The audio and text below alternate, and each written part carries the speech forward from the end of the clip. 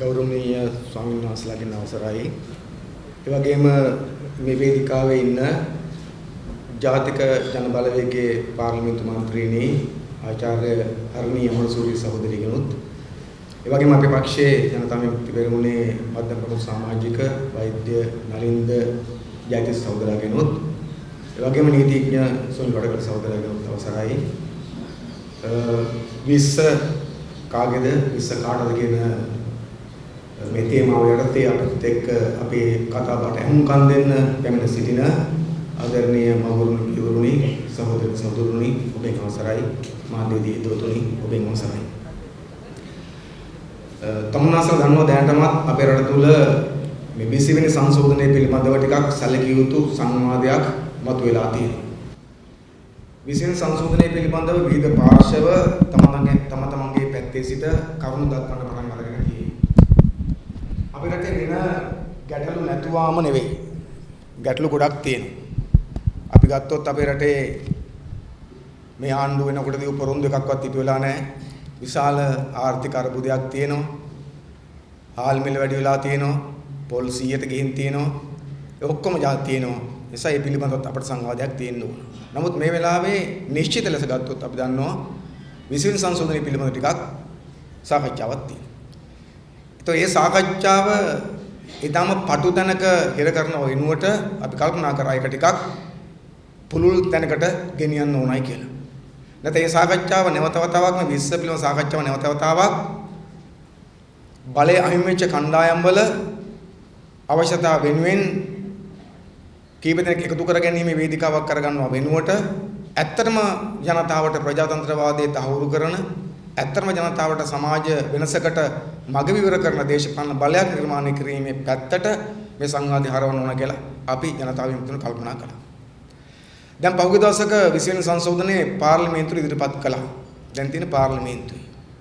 මේ 20 ASCII තියෙන මොනවද කියලා දැන් කවුරුත් කතා කරනවා. 20 ASCII තියෙන මොනවද කියලා කතා කරනවා වගේම අපි හිතන 20 පස්සේ ඉන්නේ කවුද කියලාත් කතා කරන්න ඕනකම තියෙනවා. ඒ නිසා තමයි අපි කල්පනා කරේ 20 කාගේද 20 කාටද කියලා කතා කරන්න ඕනකම තියෙනවා කියලා. දැන් මේ 20 වෙනි සංශෝධනයේ කරලිට ආවේ කොහොමද? දැන් ඊට කලින් අපි දන්නවා 20 වෙනි සංශෝධනය තිබුණා. ඉදිරිපත් කරපු එකක් අපි ජනතා විමුක්ති පෙරමුණ විධායක ජනාධිපතිකම අහෝසි කිරීම සඳහා වෙච්ච සංශෝධනයක් කෙටුම්පත් කරලා ඉදිරිපත් කරලා තිබ්බා. ඒකට ඒක පැත්තක දාලා තමයි මේ ගෝඨාභය රාජපක්ෂ මහත්තයාගේ 20 ගෙනල්ලා පාර්ලිමේන්තුවට ඉදිරිපත් කළා තියෙන්නේ.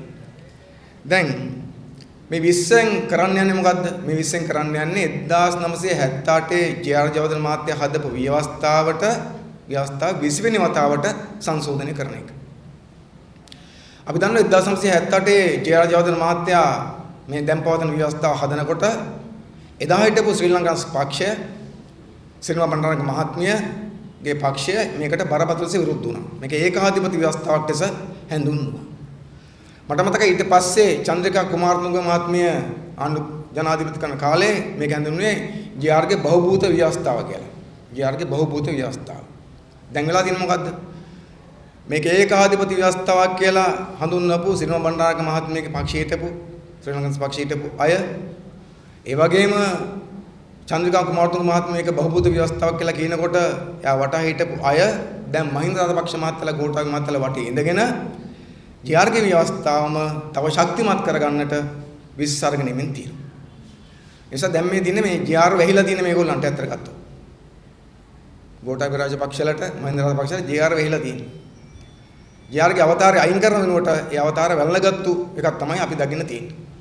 ඒගොල්ලන්ට ජේ.ආර්. වැහුණට අපිට කමක් නැහැ. නමුත් අපි දන්නවා ජේ.ආර්. වැහුණම ඒක ජනතාවට හොඳ වෙන්නේ නැහැ. ඒ නිසා තමයි ජනතාව අවදියෙන් ඉන්න ඕන කම තියෙන විශේෂයෙන් අර 69 ලක්ෂයේ අය. මොකද මේ ජාතිය සෙල්ලම් කරන්න බලය දීපු අය. ඒගොල්ලන්ටත් එක්ක මේකේ නිසා අපි හිතනවා අපේ රටේ ප්‍රජාතන්ත්‍රවාදයේ අගයන විතරක් නෙවෙයි ප්‍රජාතන්ත්‍රවාදයේ යටතේ ජීවත් වෙන්න කැමති හැමෝටම දැන් බල කරලා තිනවා 20 අනතුරු පිළිබඳව හරියට වටහාගෙන 20 කුමක් සඳහාද ගෙන්නේ මේ කවුද මේ පිටිපස්සේ ඉන්න කාරණා පිළිබඳව ගැඹුරු සංවාදයක් සාකච්ඡාවක් ආරම්භ කරගන්න. දැන් ඇත්තටම අර හර්නී අමරසූරිය කතා කරා මේ 1978 මේ ඒකාධිපති ලෝකේ කොහෙවත් නැති ඒකාධිපති ජනාධිපති කෙනෙක් කියන ව්‍යවස්ථාව හැදුවට පස්සේ සංශෝධන 19ක් වෙලා තියෙනවා. මේ 20 වෙනි එකක් තියෙන්නේ මේ 19න්ම සංශෝධන දෙකයි තියෙන්නේ මේ ව්‍යවස්ථාවේ තිබිච්ච ප්‍රජාතන්ත්‍ර විරෝධී තත්ත්වයන් කිසියම් ප්‍රමාණකින් ප්‍රජාතන්ත්‍රවාද දෙසට හරවන්න දායක වෙච්ච සංශෝධන දෙකයි තියෙන්නේ. එකක් තමයි චන්ද්‍රිකා කුමාරතුංග මහත්මිය ඉන්න කාලේ ගෙනාපු 17 වෙනි සංශෝධනය. ඒක ගේන්න මැදිහත් වුණේ අපි. ඒ වෙලේ ආණ්ඩුව දුර්වල ආණ්ඩුවක් නිසා දුර්වල ආණ්ඩුවක් තියෙන වෙලාවක ඒක පාවිච්චි කරලා ඒ බලතුනේ පාවිච්චි කරලා අපි ව්‍යවස්ථාවට සංශෝධනයක් ගෙන්න උත්සාහ කළා. සංශෝධන ගෙනාවා. අඩුපාඩුකම් තිබ්බත් 17 එකෙන් තමයි ස්වාධීන කොමිෂන් සභාව ඇති කරලා මේ තිබිච්ච 78 ව්‍යවස්ථා තිබිච්ච අර ඒකාධිපතිත්වයට කිසියම් හෝ පුංචි වෙනසක් කරන්න උත්සාහ කළේ. ඊට පස්සේ නැවත මහින්ද රාජපක්ෂ මහත්තයලා 18 වෙනි සංශෝධන ගෙනල්ලා ඒ 17 තිබිච්ච ප්‍රජාතන්ත්‍රවාදී ලක්ෂණයන් සියල්ල අනිත් පැත්ත හැරෙව්වා. ඊට පස්සේ අපි නැවත වතාවක් පහුගිය 2015 කාලේ 19 වෙනි සංශෝධනය ගෙනල්ලා නැවතත් මේ ව්‍යවස්ථාවට කිසියම් ප්‍රමාණයකින් ප්‍රජාතන්ත්‍රවාදී ලක්ෂණ එකතු කරන්න උත්සාහයක් දැරුවා. මම කියන්නේ 19 වෙනි සංශෝධනය කියලා කියන්නේ පරිපූර්ණ එකක් කියන එක නෙවෙයි. 19 වෙනි සංශෝධනයේ සියල්ල විසඳන එකක් නෑ. නමුත් 19 වෙනි සංශෝධනයේ තිබිච්ච ව්‍යවස්ථාවේ තිබිච්ච ඒකාධිපතිත්වයේ කිසියම් ප්‍රමාණයකට අඩු කරලා ජනතාවට වගේ කියන ප්‍රජාතන්ත්‍රවාදයේ මූලධර්ම කිසියම් ප්‍රමාණයකට හෝ රකින්න උත්සාහ කරපු එක. මොකද අපි දන්නවා අපේ සමාජය තුළ මේ ප්‍රජාතන්ත්‍රවාදී කියන වචනයට පුදුමාකාර බලයක් හදාගෙන තියෙනවා. ඔය හැම ධනපති දේශපාලන පක්ෂවල හැම හොරහම හැම තක්කඩියම වැඩිපුර කියන වචන තමයි ප්‍රජාතන්ත්‍රවාදී. ප්‍රජාතන්ත්‍රවාදී. හැබැයි ඒගොල්ලෝ ප්‍රජාතන්ත්‍රවාදයේ මූලධර්මය අමතක කරලා තියෙනවා. අපි දන්න තාලෙට ප්‍රජාතන්ත්‍රවාදයේ මූලධර්මය හඳුන්වන්නේ සංවරණය හා තුලනය කියලා. check and balance.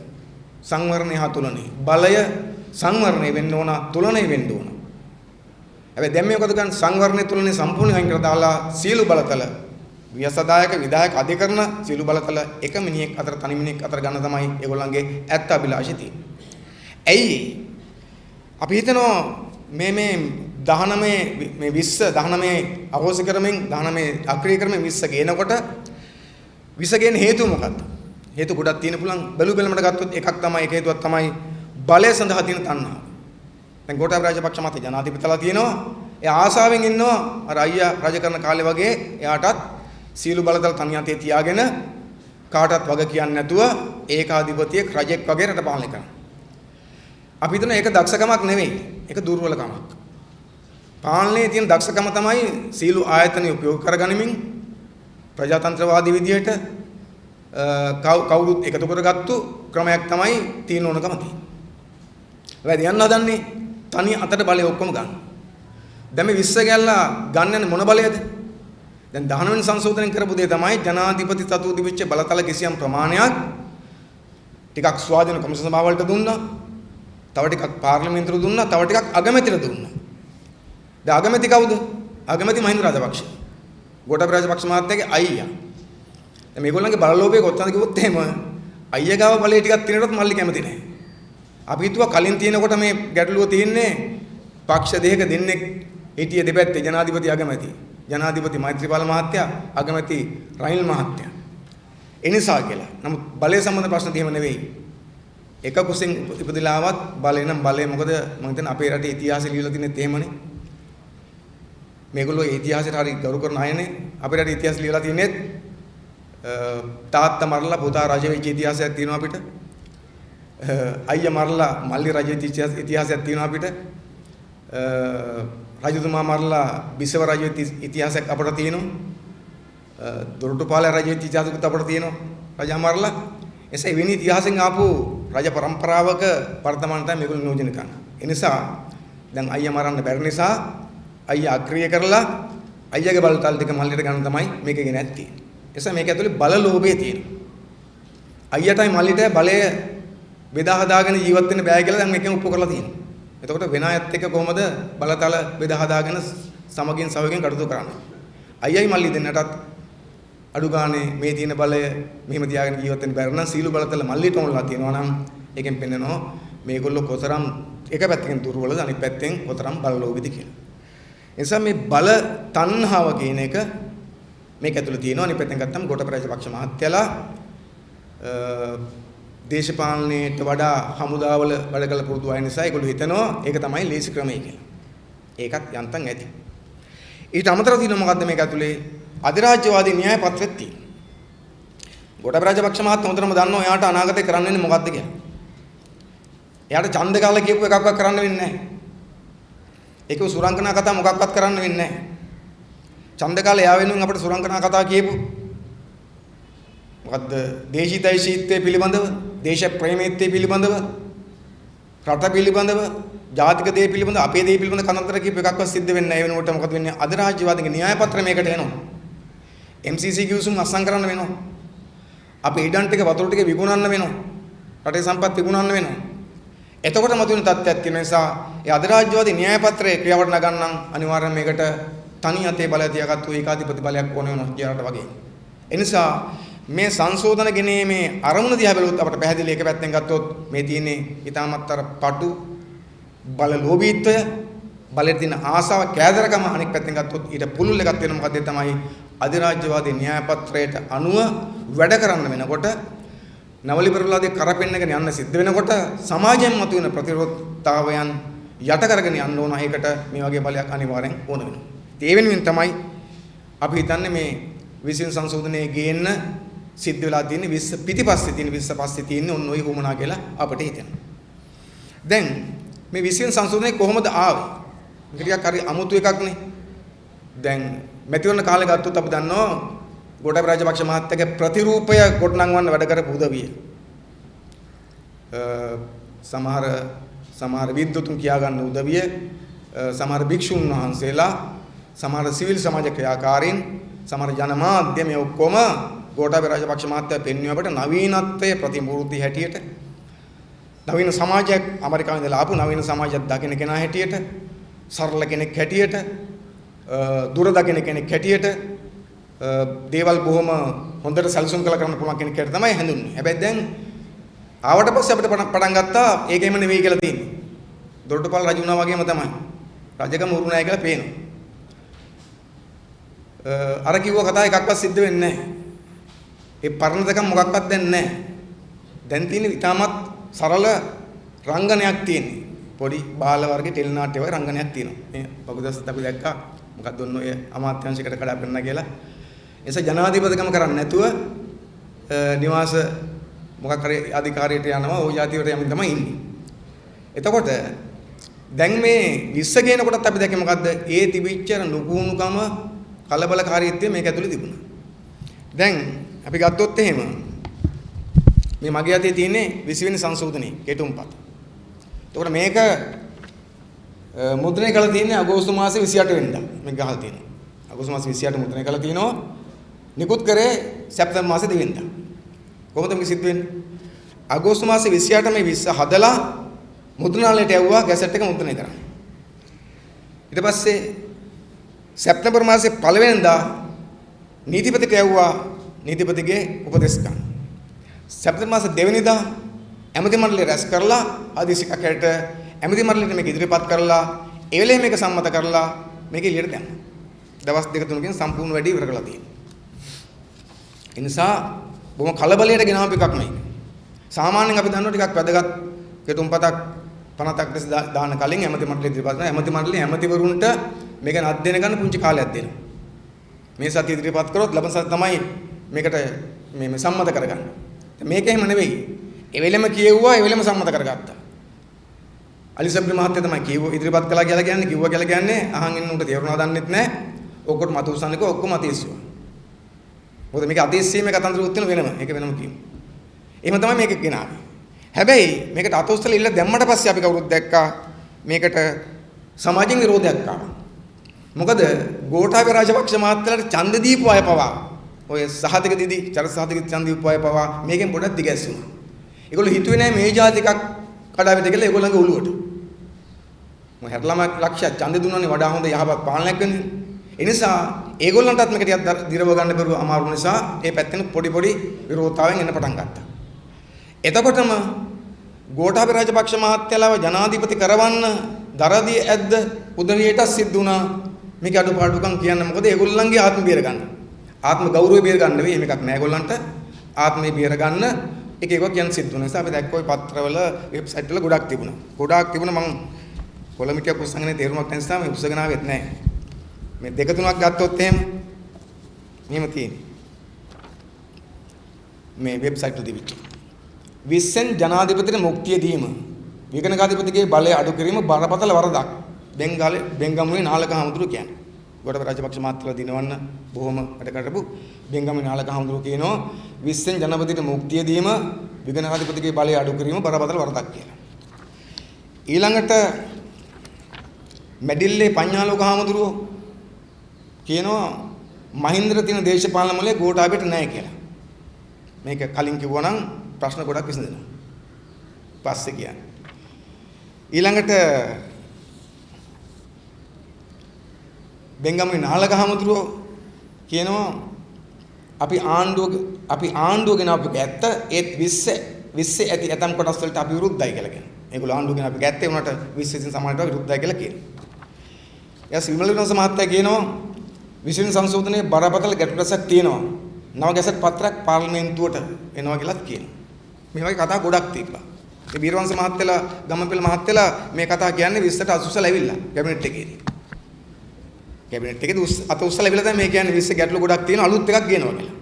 ඒ නිසා ඒගොල්ලෝ මොකද මතයක් හැදුවා 20 ගැටලු ටිකක් තියෙනවා නිසා 20 හරියන්නේ නැහැ කියලා. ඊට පස්සේ මොකද සිද්ධ වුනේ? ඊට පස්සේ මේ පිළිබඳව අගමැතිතුමා කමිටුවක් පත් කළා 20 පිළිබඳ අධ්‍යයනය කරන්න. මේ නාට්‍යයේ එක කොටස් මම මේ කියන්නේ කමිටුවක් පත් කළා. එතකොට කවුද ඒ කමිටුවේ ඉන්නේ? ඔබ දැන ගැනීමට. කවුද ඉන්නේ ඒ කමිටුවේ ඉන්නවා? කමිටුව පත් කමිටුවේ හිටියා. දැන් ඉවරයිනේ. ජී.එල්. පීරිස් මහත්තයා. ජී.එල්. පීරිස්, උදේ ගම්මන්පිල, අලි සබ්රි, නිමල් සිරිපාල, විමල් ඉවරවංශ. මේ පස් දෙනාම කැබිනට් ඇමතිවරු. ඊට පස්සේ හිටියා සුසිල් ප්‍රේමජයන්ත, විලේන්ද්‍රන් රාජ්‍ය ඇමති, ඩිලන් පෙරරා, ඊට පස්සේ දොලවත්ත, ප්‍රේමනාත් දොලවත්ත. ඒගොල්ලෝ රාජ්‍ය නියෝජ්‍ය ඇමතිලා. 9 දෙනෙක් ඉන්නවා. 9 දෙනා පහක් කැබිනට් ඇමතිවරු. දැන් මේ 9 දෙනා තමයි 20 අඩුපාඩුකම් හොයන කමිටුව. ඒතර මේ 20 අඩුපාඩුකම් හොයන කමිටුව පත් කරන්නේ අගමැතිතුමා 5 දෙනෙක් කැබිනට් මණ්ඩලයේ.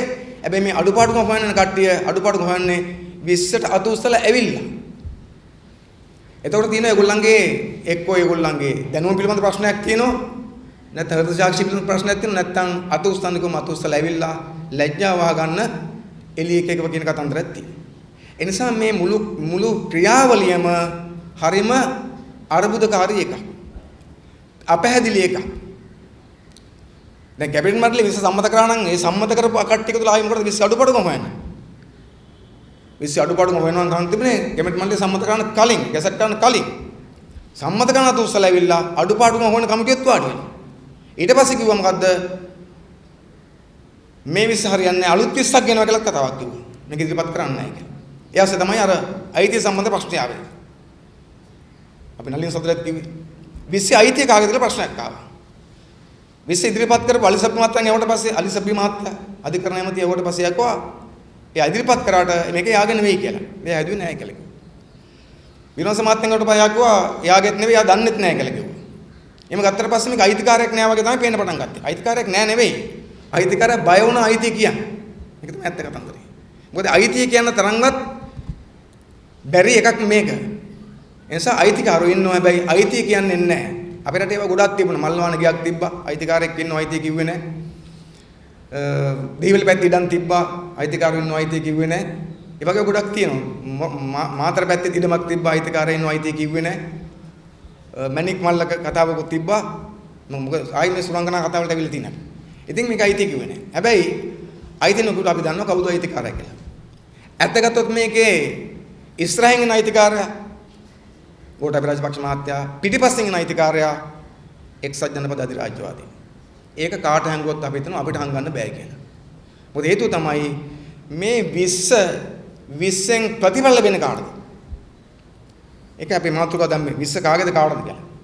20 කාගේද කියලා හොයාගන්න නම් 20 කාටද කියන එකෙන් තමයි ඒක හොයාගන්න පුළුවන්කම තියෙන්නේ. ඔබ කල්පනා කරලා බලන්න. අපි අදින සහෝදර සහෝදරි කල්පනා කරලා බලන්න. දැන් 20 ජනතාවටද? නැහැ. 20 වෙනි සංශෝධනයෙන් ජනතාවට මොකක්වත් හම්බෙන්නේ නැහැ. ජනතාවට නෙවෙයි මේක. 20 පාර්ලිමේන්තුව සඳහාද? ඒත් නැහැ. පාර්ලිමේන්තුවේ මොකක්වත් හම්බ නැහැ. පාර්ලිමේන්තුවේ බලතල මේක මුදුර ගන්නවා. 20 ඇමති මණ්ඩලයටද? ඒත් නැහැ. ඇමති මණ්ඩලය රූපකඩ කරනවා. පාපට් එකක් ගන්නවා මේක අනිවාර්යෙන්ම. ඒකට නේ කාටද 20 ජනාධිපතිට ගෝඨාභය රාජපක්ෂ මහත්තයා. අගමැතිටත් නෙවෙයි 20. අගමැතිවත් ආපහු අර පරණ සීල් එක බවට පත් කරනවා. මහින්ද රාජපක්ෂ මහත්තයා ජනාධිපති වෙන කාලේ දිමු ජරත් මහත්තයා හිටිය අගමැති වෙලා ওই තත්ත්වයටපත් වෙනවා. මහින්ද රාජපක්ෂ මහත්තයා. එසා 20 බැලු බැලමකට කාටද ගෝඨාභය රාජපක්ෂ මහත්තයාට. එසා එයා තමයි ගයිතිකාරයා. හැබැයි එයාට මොකටද 20ක්? ඒ මොකටද එයාට එයාගේ හාම්පුතා ඉන්න වෙන දිහාවක. අධිරාජ්‍යවාදී. ඒගොල්ලන්ට ඕන දේ මේ රටේ කරන්න ඕන යා. එන් සඳහා තමයි යාට 20ක් ඕන. වෙන නිසා 20 මතු පිට අයිතිකාරයා ගෝඨාභය රාජපක්ෂ මහත්තයා, පිටිපස්සේ ඉන්න අයිතිකාරයා අධිරාජ්‍යවාදී කියන එක අපි හොඳින් දන්නවා. මම හිතන්නේ ඒක කොච්චර හංගන්න උත්සාහ කරත් ඒක හංගන්න පුළුවන් කියලා අපි හිතන්නේ නැහැ. එතකොට දැන් ওই 20 තමයි අරගෙන ඇවිල්ලා තියෙන්නේ. එතකොට ආණ්ඩු පක්ෂයේ ඉන්න අය සහ මේ ආණ්ඩුව හදන්න උත්සාහ කරපු අයගේ මේ විරෝධය අපි නම් ගණන් ගන්න ඕනේ නැහැ. මොකද මේකෙන් කිසි ප්‍රතිඵලයක් වෙන්නේ නැහැ. ඒගොල්ලෝ මේ කරන්නේ විරෝධයක් නැතර පොඩි කේන්ද්‍රීය ගෑමක් නෙමෙයි කරන්නේ. සමාජයෙන් මුහුණ දී ගන්න බැරි නිසා අපිත් මොකක් හරි කිව්වයි කරන පොඩි කේන්ද්‍රීය ගෑමක් කරනවා ඇරෙන්න. මේකට විරෝධය පළ කරන්න ඒගොල්ලන්ට බෑ. මොකද 20 ගේන්න කලින්ම ඒගොල්ලන්ව මේකේ වහල්ලු කරලා තියෙන්නේ. රූකඩ බාටපත් කරලා තියෙන්නේ. ඔය කාටවත් කටක් කරලා වචනයක් කියන්න බෑ. දැන් 20 ගැන ගැටලු ගොඩක් තියෙනවා විරෝධ සමාජය. ඇමති මණ්ඩලේ මොනවාරි කියනවද? ඇමති මණ්ඩලේ කට උස්සන්නේ නැහැ. ඇමති මණ්ඩලේ කරබාගෙන වෙලා එළියට ඇවිල්ලා මීඩියා වලට මොකක් හරි කියනවා. නිසා මේ ජනමාධ්‍ය වලට කියන කතන්දර මිසක් ආණ්ඩුවට කියන කතන්දර නෙමෙයි මේවා. තමන්ගේ ආත්මය බේර ගන්න කියන කතාව මිසක් ඇත්තටම 20 තේරෙව කියන කතාව නෙමෙයි මේවා. ඒ නිසා මේ ආණ්ඩුව හදන්න දායක වෙච්ච සහ ආණ්ඩුව ඇතුළේ ඉන්න අය 20 ගැන කරන කේන්ද්‍රීය ගෑම් වලින් ජනතාව නොමග යා යුතු නෑ කියලා අපි විශ්වාස කරනවා. ඒ නිසා තමයි අපි කියන්නේ 20 පිළිබඳව ජනතාව ඉත ගැඹුරින් හොයන්න ඕන. 20 පරද්දන්න ඕන. පාර්ලිමේන්තුවේ නැත්තම් කොහොම හරි පරද්දන්න ඕන. 20 විතරක් නෙවෙයි පරද්දන්න මොකද්ද මේ ව්‍යවස්ථාව. අතකට මොකද්ද මේ තියෙන්නේ මේ අපේ රටේ ව්‍යවස්ථාවක් තියෙනවා ප්‍රජාතන්ත්‍රවාදයේ අහිමි කරන. මේ ව්‍යවස්ථාව තමයි වෙනස් කරන්න ඕනකම තියෙන්නේ. ඒ ගැන කතා ගොඩක් තිබ්බා. මේගොල්ලොත් කිව්වා ව්‍යවස්ථාවක් හදනවා කියලා අලුත් එකක්. හැබැයි අලුත් එක කොහොමද හැදෙන්නේ යන්නේ කියලා දැන් හිතා ගන්න පුළුවන්. සංශෝධනයේ මෙහෙමනම් හදන අලුත් ව්‍යවස්ථාව කොහොමද තියේද? තියෙන එකට කියන සංශෝධනයේ මේ වගේ නම් අලුත් එකක් හදුවා කොහොමද තියේද? ඒ නිසා මේගොල්ලෝ සංශෝධනයක් ගෙනාවත් අලුතෙන් ව්‍යවස්ථාවක් හැදුවත් ඒක ජනතාවාදී ව්‍යවස්ථාවක් හදන්නේ නැහැ. මේ ධනපති පාලකයන්ට අරුබුදයට කියපු ධනපතිකමේ තුල පාලනය කරන පාලකයන්ට අතීතයේ ජීවත් වෙන මිනිස්සුන්ට රාජාණ්ඩුවලින් ජීවත් වෙන මිනිස්සුන්ට ගෝත්‍රික නායකවගේ හිතන මිනිස්සුන්ට පාලකයන්ට ප්‍රජාතන්ත්‍රවාදී ව්‍යවස්ථා හදන්න බෑ. ජනතාවාදී ව්‍යවස්ථා හදන්න බෑ. ඒගොල්ලෝ ජීවත් වෙන අතීතේ ඒගොල්ලෝ අයිති අතීතයට වර්තමානෙත් නෙවෙයි අඩු ගානේ අනාගතයටත් නෙවෙයි. ඒ නිසා අපි කියන දේ තමයි අපේ රටේ ජනතාවට කවදා හෝ දවසක අපි හිතන ඉක්මනින් වෙනවා හොඳයි කියලා ව්‍යවස්ථාවක් හදන්න වෙනවා. ව්‍යවස්ථාවක් හදන්න ඕන අපි මොන වගේ එකක්ද? අපේ රටේ ජීවත් වෙන හැම ජනතාවගේම සිංහල දෙමළ මුස්ලිම් බර්ග මැලේ සීළු අගම් අදාන ජනතාවගේ අනිත් පැත්තෙන් ගත්තම සීලුම ස්ත්‍රී පුරුෂ වෙනසක් නැතුව හැම දෙනාගේම අයිතිවාසිකම් තහවුරු වෙන ජනතාවට බලය ලැබෙන ජනතාවගේ පරමාධිපත්‍ය ඇත්තම ව්‍යවස්ථාව තුළ තහවුරු වෙන නිරූපණය වෙන ඇත්ත ජනතාවාදී ව්‍යවස්ථාවක් හදන්න ඕන. එවැනි සමාජ ක්‍රමයක් රකින්න. මොකද ව්‍යවස්ථාවක් කියන්නේ පැත්තක තියෙන එකක් නෙවෙයි. ව්‍යවස්ථා කඩදාසියක් නෙවෙයි. ව්‍යවස්ථාවක් හදන්නේ මොකටද? ව්‍යවස්ථාවක් හදන්නේ ඒ මොහොතේ පවතින නිශ්චිත සමාජ ආර්ථික ක්‍රමය රකින්න. ඒක තමයි ඇත්ත කතන්දරේ. ව්‍යවස්ථාව කියන්නේ මොකද්ද? ව්‍යවස්ථාව කියලා කියන්නේ අපි කියනවා මූලික නීති, රටක මූලික නීතිය, ආණ්ඩුක්‍රම ව්‍යවස්ථාව, රටක මූලික නීතිය. ඒකට අපි අහලා තියෙනවා මේ ව්‍යාපාරයේ හැටියට අපේ ගුරුවරු අපිට කියලා තියෙනවා මොකද්ද? ධනපති රටවල නීතිය කියන්නේ මොකද්ද? පාලකයාගේ කැමැත්ත කියලා. පාලක පන්තියේ කැමැත්ත නීතිය වන්නේ කියලා තමයි අපිට උගන්වලා තියෙන්නේ. මේ තියෙන ඒගොල්ලන්ගේ කැමැත්ත, ඒගොල්ලන්ගේ පන්තියේ කැමැත්ත. ඒ ජනතාවගේ කැමැත්ත නෙවෙයි. ඒගොල්ලෝ හදාගත්තු ආර්ථිකයක් තියෙනවා. ඒගොල්ලෝ පවත්වාගෙන ක්‍රමයක් තියෙනවා. අන්නේ ක්‍රමය ආර්ථිකය පවත්වා ගන්න ඕන කරන නීතියක් ඕන ඒගොල්ලන්ට. ඒ නීතිය හදාගන්න ඒගොල්ලෝ. ඒගොල්ලෝ නීතිය හදන්න ඒගොල්ලන්ට අපිට නෙවෙයි. ඒ නීතියෙන් පීඩා විඳින්නේ ජනතාව. ජනතාව පීඩාවටපත් කරන නීතියක් ආර්ථිකයක් තියෙනවා. ඒ වගේම ජනතාව පීඩාවටපත් කරන නීතියක් හදාගන්නවා. ඒක තමයි ව්‍යවස්ථා කළ තියෙන නිසා අපි විශ්වාස කරනවා අපිට ව්‍යවස්ථාවක් කරට ඕන. අපි පරද්දන්න ඕනකම තියෙන 20 විතරක් නෙවෙයි 20යි මේ 20 සංශෝධන දක්වාම සංශෝධන වෙච්ච පැච් දාලා කඩමාල්ලක් වෙච්ච මේ ව්‍යවස්ථාවයි දෙකම පරද්දන්න ඕන. ඒ විතරක් නෙවෙයි ව්‍යවස්ථාව විසින් රකින්න මේ අසාධාරණ අයුතුසහගත වැරදි නවලිබරල්වාදී ආර්ථික ක්‍රමයක් පරද්දලා ජනතාවට වග කියන ව්‍යවස්ථාවක් සහ ජනතාවට සාධාරණීතු කරන ආර්ථික සමාජ ක්‍රමයක් නිර්මාණය කරන එක තමයි අපේ වගකීම. අපි හිතන එක කිරීම සඳහා වෙච්ච බලවේගයේ ක්‍රාශ කිරීම අපි කළ යුතුයි කියලා. දැන් විශ්ව පිළිබඳ තියෙන ප්‍රශ්නේ මොකක්ද අපිට? විශ්ව වගන්ති වලින් කියවල වැඩක් නැහැ මේක. විශ්ව කියව ගන්න මොකෙන්ද? විශ්ව කියව ගන්නකම තියෙන විශ්ව ගෙනාවු වගේ අරමුණත් එක්ක. නැත්තම් කෙනෙක් හිතන්න පුළුවන් මේක අර වගන්තිය පොඩ්ඩක් වෙනස් කරාම හරියයි, මේ වගන්තිය අඩු කරාම හරියයි, මේකට පොඩි කෑල්ලක් දැම්ම හරියයි, මේක ස්පිල්ල කැපුවම හරියයි, මේක පාපිල්ලක් දැම්මොත් හරියයි නැහැ. විශ්වට ස්පිලි පාපිලි දාලා මේක ලස්සන කරලා හැඩ වැඩ දාලා මේක අයිසින් කරලා බේරන්න බෑ. ඇයි? විශ්ව ඇතුලේ තියෙන කෙනෙක්ගේ අභිලාෂය. කාගේද? ගෝඨාභය රාජපක්ෂ ඇතුළු අධිරාජ්‍යවාදී කඳුරේ අභිලාෂය මේ තියෙන්නේ. ඒ නිසා ඒක වාක්‍ය වලින් ගලවන්න බෑ. නැත්තම් විශ්වම නැති වෙන්න ඕන. නැත්තම් ඉතින් තිබ්බොත් ඔක්කොම තිබුණා. එහෙම තමයි තියෙන්නේ. ඒ නිසා විශ්ව අපි තේරුම් ගන්න ඕන ගම තියෙන්නේ කෑලි කෑලි ගලවලා විශ්වට රෙපියාර් නැහැ. විශ්ව සංශෝධනය කළ තේරුමක් නැහැ. මොකද විශ්ව ගෙනාවු වගේ අභිලාෂයක් තියෙන අභිලාෂය තමයි විශ්ව ඇතුලේ තියෙන්නේ. මොකක්ද අභිලාෂය? අපි කලිනුත් කිව්වා ඒක තමයි ඒ කියන්නේ මහජන ආයතන වලට වග කියන්නේ නැති, ජනතාවට වග කියන්නේ නැති, නීතියට වග කියන්නේ නැති, ප්‍රජාතන්ත්‍රවාදී ආයතනත් එක්ක වැඩ කරන්නේ නැති, Tamante හිතෙන ඕන දෙයක්, තමන්ගේ හාම් පුතා කියන ඕන දෙයක් කරන, එසඳන්නේ ඕන විරෝධයක් මර්ධනය කරන්න ඕන කරන සුපිරි තනි බලයක් ලබා ගැනීම තමයි විශ්වාරමුණ. එනිසා මේකේ අස්පිලි පාපිලි කපල කොටලා වෙනස් කරන්න පුළුවන් කියලා අපි හිතන්නේ. සමහර යෝජනා කරනවා නේ. මේකට සංශෝධන දාමු. කාර්ය සභාව අවස්ථාවේදී පුළුවන් කතා කරලා සංශෝධන දාන්න. එහෙම කරන්න බෑ. මූ නපුරු සර්පයෙක් නම් මේ සර්පයම තමයි. ඒක ආයි වෙනස් කරන්න පුළුවන් කමක් නැහැ. අපි කාටවත් වෙනස් දේවල් කරලා. දැන් අපි ගත්තොත් විශ්වෙන් මොකද්ද මේ කරගෙන යන්නේ උන්? මම කලිනුත් කිව්වා වගේ මොකද්ද මේ තියෙන්නේ? ඒ කියන්නේ ධනේශ්වර ආයතන මේවා අපි අපේව නෙවෙයි මේවා. දැන් මේ රටේ පාර්ලිමේන්තුව හරි මේ තියෙන ආයතන ඒවාර කවුරක් හිතන්න එපා මේ සමාජවාදීව නෙවෙයි. මේ ධනේශ්වර ආයතන. හැබැයි ධනේශ්වර ආයතන වලටත් වගේ කියන්න මේගොල්ලෝ දැන් සූදානම් නැහැ. ඒකෙන් පින්නන්න. අපි දන්නවා ධනේශ්වර මේ තියෙන ප්‍රයන්තවාදය සර්ව සම්පූර්ණ සුපිරි එකක් කියලා අපි විශ්වාස කරන්නේ නැහැ. මම මේ විවරකයට ප්‍රජාතන්ත්‍රවාදයේ ඒකාධිපතිවාදයට වඩා ධනේශ්වර ප්‍රයන්තවාදී හොඳයි. අපි කියන්නේ ඒකයි. මේ ධනේශ්වර ප්‍රයන්තවාදී මේක අපි දන්නවා අපිට ලෙනින් ඉගෙනුවා මේක කප්පාදුකල් සීමා කරලා තියෙන්නේ. කලින් තිබිච්ච රාජාණ්ඩු ක්‍රමයට සාපේක්ෂව මේක හොඳ වුණාට මේක හොඳයිනේ ඊට සාපේක්ෂව හොඳ වුණාට මේක කප්පාදු කරලා සීමා කරලා ව්‍යාජයි කුහකයි මේක පොසතුන්ට හොඳයි දුප්පතුන්ට හොඳ නැහැ එහෙම එකක් මේක. දැන් වෙලා තියෙන්නේ මොකද්ද? ඒ සීමා කරු ප්‍රජාතන්ත්‍රවාදීවත් දෙන්න දැන් මේගොල්ලෝ ලෑස්ති නැහැ මේගොල්ලන්ට බෑ. ඒගොල්ලෝ තරම් අරුබුදෙට ගිහිල්ලා ඉන්න. ඒ නිසා ඒගොල්ලෝ ගෝත්‍රික ලක්ෂණ පෙන්වන්න පටන් ගන්න තියෙනවා. ම්ලේච්ඡත්වයේ ලක්ෂණ පෙන්වන්න පටන් ගන්න තියෙනවා. දැන් සමාජයක් කියන්නේ ඉස්සරහට. හැබැයි මේකෙන් මොකද කරන්නේ මේ සමාජයක් ඉස්සරහට යන වෙනුවට සමාජය ආපස්සට කරකවන්න ඉතිහාසයේ රෝදේ ආපස්සට කරකවන්න ගෝඨාභයලා උත්සාහයක් තරමින් ඉන්නවා. අපි අහලා තියෙනවා මානව ඉතිහාසය කොහොමද ආවේ කියලා.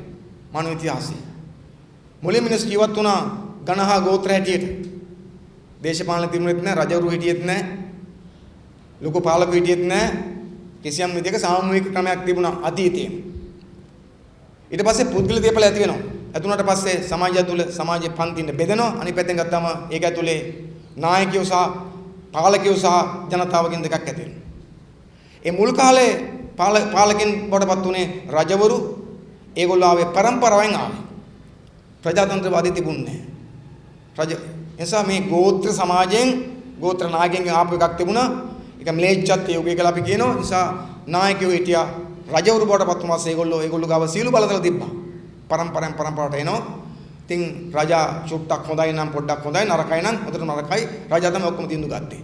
එල්ලන්න ඕනේ කාවද, මරන්නේ කාවද, මරන්නේ නැත්තේ කාවද, නිදහස් කරන්නේ කාවද ඔක්කොම තීන්දුව රජා ගත්තා. ඉතින් රජාට තිබුණා ව්‍යවස්ථාදායක බලෙත් තිබුණා, විධායක බලෙත් තිබ්බා, අධිකරණ බලෙත් තිබ්බා ඔක්කොම තිබ්බා. සීළු බලතල තිබ්බා. එයාගේ කැමැත්ත තමයි නීති උනේ. රජාගේ කැමැත්ත නීතිය. පස්සේ ධනේශ්වර ක්‍රමයට එනකොට ඒක වෙනස් වුණා. වෙනස් වෙලා කිසියම් ප්‍රමාණයක ප්‍රජාතන්ත්‍රවාදී ලක්ෂණ ආවා. මහජනතාවට අවස්ථාවක් දුන්න තමන්ගේ පාලකව තෝරාපත් කරගන්න. ඒ විතරක් නෙවෙයි තෝරාපත් වෙන පාලකයන්ට සීමා පැනෙවුවා. පරම්පරාවෙන් එන එක වෙනස් කරා. පක්ෂ නිර්මාණය වුණා. ජනතාවට අවස්ථාව දුන්නා දේශපාලන වලට සම්බන්ධ වෙන්න. ඊට පස්සේ ආයතන පිහිටෙවුවා. ව්‍යවස්ථාදායකයෙක් වෙනම පිහිටෙවුවා පාර්ලිමේන්තුව කියලා. විධායකයෙක් වෙනම තිබ්බා. අධිකරණ වෙනම තිබ්බා. අපි දන්නවා එංගලන්තෙන් අපට ආවේ ප්‍රාන්තවාදය. ඒක ඇතුළේ මීටත් වඩා පුළුල්ස් තිබ්බා. අපිට මතකයි 1974 කලින් ලංකාවේ පාර්ලිමේන්තුවට අමතරව සෙනෙට් සභාව කියලා එකක් තිබ්බා. සෙනෙට් සභාව.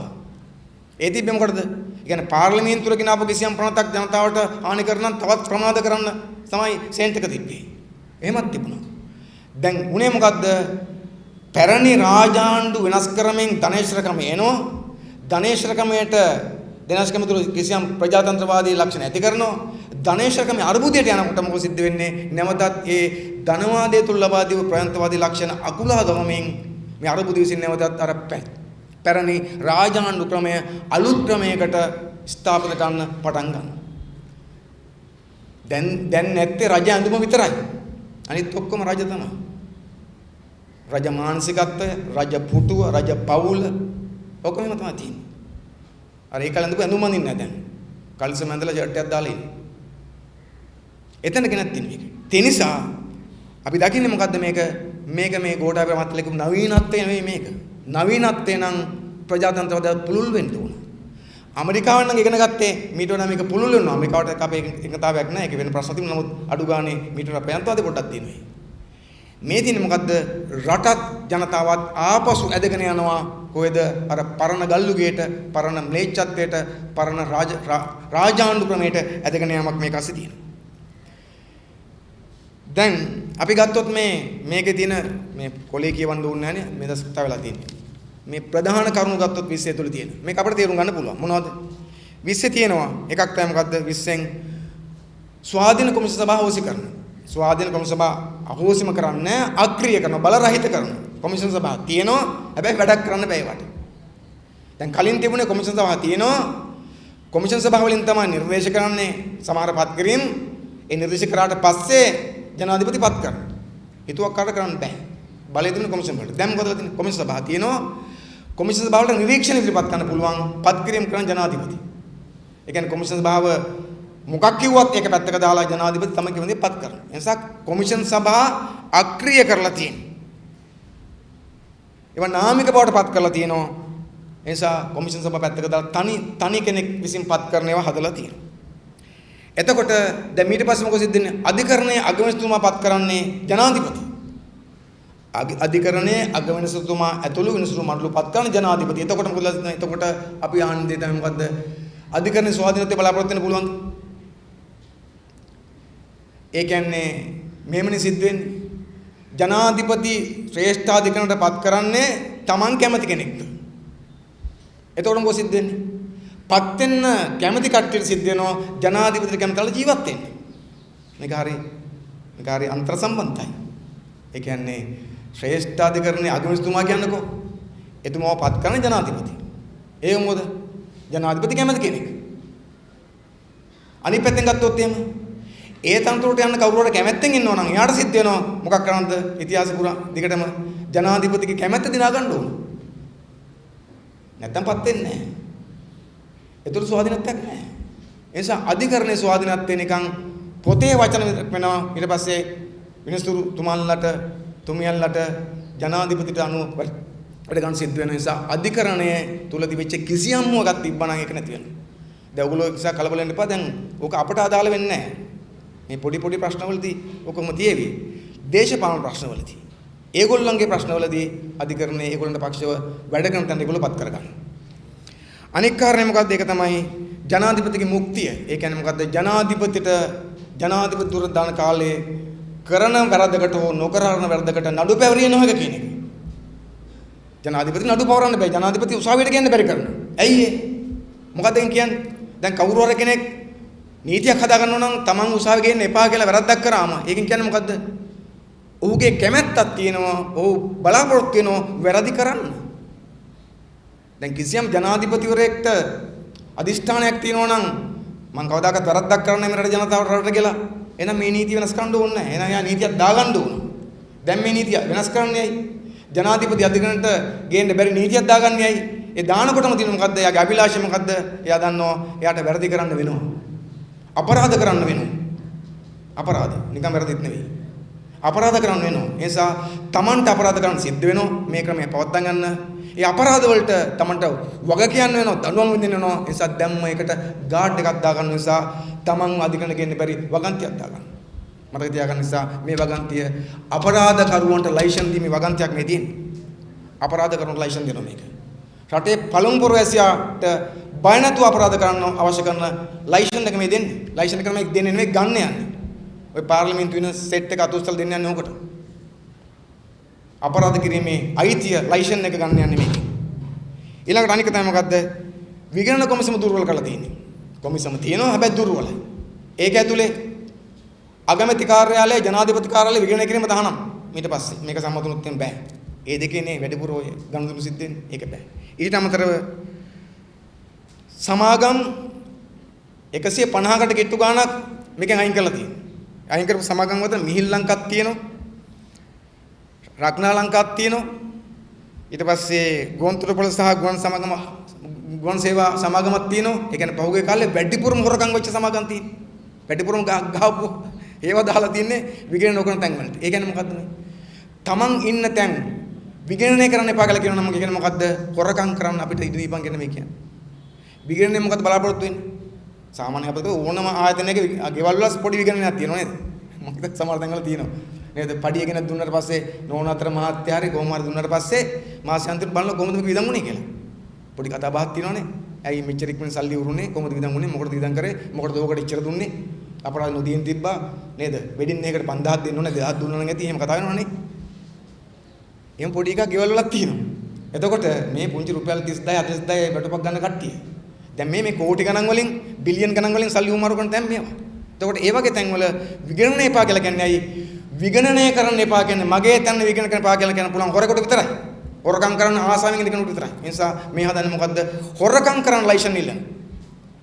20න් ගන්නේ ජනාධිපතිලා අගමැතිලා ඇමති මරලේ මොකද්ද? හොරකම් කිරීමේ ලයිසන් එක. අපි හොරකම් කරනවා බලලා ඒව හොයන්න දෙන්න එපා. නැත්තම් උසාවිය යන්න වෙනවා. ඒ නිසා එක පැත්තෙන් ගත්තොත් අපරාධ කිරීමට ලයිසන් ගන්නවා අනිත් පැත්තෙන් හොරකම් කිරීමට ලයිසන් ගන්නවා. දීලා බලමු මොකද වෙන්නේ කියලා. දැන් කොහොමද ඒගොල්ලෝ ගන්නවා මේක? මොකද අතුස්සන් කට්ටියක් ඉන්නවනේ මම කලින් කිව්වා ඒක තියෙනවා.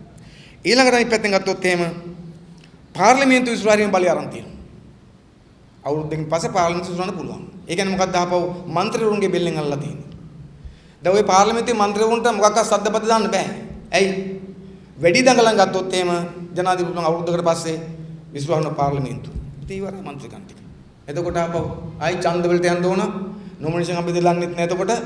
ඉතින් ඒ නිසා ඒගොල්ලෝ බයි අවුරුදු 5 ඉන්න කැමති ඒගොල්ලෝ. අවුරුදු 5 අඩු ගානේ අවුරුදු 5 ඉඳලා පෙන්ෂන් එක හදා ගන්න බෑ නේද? ඒ නිසා පෙන්ෂන් එක හදා ගන්නකම් සද්ද නැතු නිසා മന്ത്രിවරු සෙට් එකම ආපසරක් නිකන් රූකඩ බවට පත් කරනවා. ඕක ජේ.ආර් කරා වෙන ක්‍රමයකට ඒ කාලේ මට මතකයි. ජේ.ආර් බලයට ආපු ගමන්ම 6න් 5ක බලයක් තිබ්බනේ. එයා මොකද කරේ? සීළු മന്ത്രിවරුන්ගෙන් එයාගේ පක්ෂ කට්ටියන් එයාගේ පක්ෂ සීළු മന്ത്രിවරුන්ගෙන් ඉල්ලාස්වි මිලුමක් ගත්තා දින නැති. ඉල්ලාස් පාර්ලිමේන්තුවේ മന്ത്രിතුරෙන් ඉල්ලාසනක ලියුමක් ගත්තා දින දාන්න නැතුව. අරගෙන ඔක්කොම තියාගත්තා. ඊට පස්සේ ඒකට දැන් කතා කරන්න බෑ. විරුද්ධව කතා කරොත් එහෙම දිනේ දැම්මා යවුව පාර්ලිමේන්තු මහලේකම්ට මිනිහා ගෙදර. ඒක අනිත් එක මේ පාර්ලිමේන්තු ඉස්රෝමේ බලය ගත්තු ගමම්ම දැන් ප්‍රශ්නයක් එන්නේ මොකද්ද? දැන් මේ ඡන්දදායකයෝ මහ ජනතාවගේ ඊනියා පරමාධිපත්‍ය කතාවක් යනවනේ. දැන් ඡන්දදායකයෝ වැඩක් නැහැනේ. දැන් ඡන්දදායකයා ආණ්ඩුවක් හදන්න අවුරුදු 5කට ඡන්ද දෙනවා. മന്ത്രിවරුන්ට අවුරුදු 5කට. ජනාධිපති ඡන්දෙන් තමයි. හැබැයි පාර්ලිමේන්තුව ඡන්දෙන්නේ ජනාධිපතිත් පත් කරන්නේ නැහැ පාර්ලිමේන්තුව ඡන්දෙන් එන්නේ. ඒ පාර්ලිමේන්තුවට අවුරුදු 5කට ඡන්ද දීලා පත් කරන ජනතාව. ඒ ජනතාවගේ ජනතා පරමාධිපත්‍යය ගන්නව අතට ජනාධිපති අරන් කියනවා බල අවුරුදු කීයට පත් කරත් මට ඕන නම් අවුරුද්දෙන් පස්සේ මං ගෙදර යවන කට්ටිය. ඒතර ඒව ගත්තම අපි දකින්න මොකද්ද පාර්ලිමේන්තුව රූකඩ බඩපත් කර ගැනීම. මේක හිතාපරව කියන්නේ මොකද්ද? අධිකරණයේ ස්වාධීනත්වය අත තියලා තියෙනවා. පාර්ලිමේන්තු ව්‍යස්තතාවගේ රූකඩයක් බඩපත් කරලා තියෙනවා. හොරකම් කිරීම සඳහා වෙච්ච ලයිසන් එක අරගෙන තියෙනවා. අපරාධ කිරීම ලයිසන් එක අරන් තියෙනවා. ඒතර පාලකයෙක් අතේ මේ ටික ඔක්කොම තිබුණාම ජනතාවට වෙන්නේ මොකද්ද? අපි යන්නේ ඒකයි. මේක අපි දැනන් හිටියා. ඒ නිසා අපට දුකක් නැහැ. නමුත් මේ රැවටලා ඡන්ද දීපු ලක්ෂ 69ක් ඉන්නවා. ගෝඨාභය රාජපක්ෂ මහත්තයාලා විනය කරු රටක් හදනවා. නීති සැමට සාධාරණය කරනවා. ඔයගේ සුරංගනා කතා ගොඩක් තිබ්බනේ. ඒව අපිට පෙන්වන්නේ නැති තරම් ඒ දවස්වල උඩදම නේද? දැන් මොකද වෙන්නේ රටට? නිසා මේක ඉතාමත්ම බරපතලයි. මේ ටික සම්මත වුණත් අපි හිතනවා රටේ ආයි මොකක්වත් ඉතුරු වෙන්නේ නැහැ. අවසාන කාරණේ මොකද්ද? ද්විත්ව පුරවැසි භාවය. දැන් අපි වගේ රටකට මොකට මේ ද්විත්ව පුරවැසි භාවයක් තියාගෙන පාර්ලිමේන්තුවට මොකටද ද්විත්ව පුරවැසි භාවයක්? අපේ රටේ පත් වෙන්න ඕන කම රටේ මිනිස්සුනේ. දැන් මේ ඕගොල්ලෝගේ ප්‍රශ්නයක් නෙමෙයි මේක. අපේ ප්‍රශ්නයක් තියෙනද එහෙම? මෙතන කාටවත් එහෙම ප්‍රශ්නයක් තියෙන්නේ නැහැ. අපි කවුරක්වත් ද්විත්ව පුරවැසියෝ නෙමෙයි. කාටද මේක එන්නේ? මේක එන්නේ කකුල් දෙක දෙපැත්ත තියන් ඉන්න අයට. එහෙත් ඉන්න මෙහෙත් ඉන්න අයට. මේන් හොරකම් කරනවා, එහෙ සල්ලි දානවා. ඒ ව්‍යාපාර පටන් ගන්නවා. දෙකේම ඉන්නවා. ඒකෙත් පුරවැසියෝ මේකෙත් පුරවැසියෝ. අදිසියක් වුණොත් එහෙම මේක ඇතරියට පැන්න. ඒ පුරවැසිකම තියාගෙන මේත් පුරවැසිකම තියාගෙන බලය අරගෙන මේ හොරකම් කරනවා. එහෙට ගිහින් දානවා. මෙතන ප්‍රශ්නයක් වෙනකොට මෙතනින් එතනට පැන්නට පස්සේ එතකොට අපි අල්ලත් ඉවරයි. කොහොමත් අල්ලන්න බෑ. මේ නීතිය අනුව ජනාධිපතිව ඊතුරු කට්ටියත් එහෙම තමයි. ඒ නිසා ද්විත්ව පුරවැසියන්ට මේක ඉතින් බරපතලයි. දැන් සමහරු කියන මේකෙන් පුද්ගලෙක් දිහා බලලා නෑ, පුද්ගලෙක් දිහා බලලා නෙවෙයි. ඕනම කෙනෙකුට මේක අනුගත්තොත් එහෙම වෙන රටක මිනිහෙකුට ලංකාවේ පුරවැසිකම ගන්න පුළුවන් සල්ලි දිනනවා. අරගෙන අපේ රටට ඇවිල්ලා පාර්ලිමේන්තුවේ අගමැතිලා ජනාධිපතිත් කළා ඕනනම් රටේ ගොල්ලන් කරගන්න පුළුවන්. එහෙම සැලසුමකට ආවොත් එහෙම. එච්චර මහන්සි වෙන්නේ නැහැ ඒගොල්ලෝ. මොකද ඒගොල්ලන්ට මේ කට්ටිය නිසා. ඉතින් ඒ නිසා මේ කරුණ ටික ගත්තමත් අපි දැන් ටිකක් මේක බරපතල ප්‍රශ්නයක් ලෙස මේක ඇතුලේ තියෙනවා. ඒක අපේ රටේ ජනතාව ගැඹුරින් තේරුම් ගන්නවා කියලා අපි හිතන්නේ. දැන් අපි හිතුවොත් එහෙම දැන් 19 සහ 20 අතර කතාවක් යනවා. අත ගත්තොත් 19 සංශෝධනය මොකටද ගෙනාවේ? 2015 ආණ්ඩුව හදනකොටම අපි කවුරුත් දන්නවා ලොකු සමාජ ඉල්ලුමක් තිබ්බා. ඒ බලවේගවල ඉල්ලුමක් තිබ්බා. මොකද්ද? විධායක ජනාධිපතිකම අහෝසි කරන්න. එහෙමද නැද්ද? 2015 ආණ්ඩුව හදනකොට ඒ ආණ්ඩුව හදන්න එකතු වෙච්ච බලවේග, උදව් කරපු බලවේග, ඡන්ද දීපු ජනතාව අතර විශාල ඉල්ලුමක් තිබ්බා. අර සෝබිත හමුදුන්ගේ ව්‍යාපාර සිස්ටම් මොකද්ද? විධායක ජනාධිපතිකම අහෝසි කරන. නිසා සටන් පාඩේ තිබුණේ 19 නෙවෙයි විධායක ක්‍රමය අහෝසි කරන්න. එතකොට මෛත්‍රීපාල සිරිසේන මහත්තයා අපේක්ෂකවුනේ මොකටද? මෛත්‍රීපාල සිරිසේන අපේක්ෂකයා වුණේ 19 කියන නෙවෙයි විධායක ජනාධිපතිකම අහෝසි කරන්න. මට මතකයි නිදාස් චතුරස්සේ අර දිවුරුම් මේකද වැඩබරන් දිවුරුම් දෙන වෙලාවේ කිව්වේ මොකද්ද? එයා කිව්වා එයා තමයි ලංකාවේ අවසාන විධායක ජනාධිපතියා මේක ඉවර කරලා යන්නේ කිව්වා. ඊළඟ ඡන්දිල්ලන්නෙත් නැහැ කිව්වා ආපහු ජනාධිපතිකමේකට. ඒ විධායකමේ අහෝසි කිරීමේ සටනක් තිබ්බා අපේ රටේ. ඒ සටනේ පෙරමුණ හිටිය අපි ජනතා විමුක්ති පෙරමුණ. 1978 සිටම අපි අකණ්ඩවම විධායක ක්‍රමයේ අහෝසි කිරීමේ සටනේ ඉන්නවා. අදත් ඉන්නවා, හෙටත් ඉන්නවා. විධායක ක්‍රමයේ අහෝසි කරන තුරු ඒ සටනේ අපි ඉන්නවා.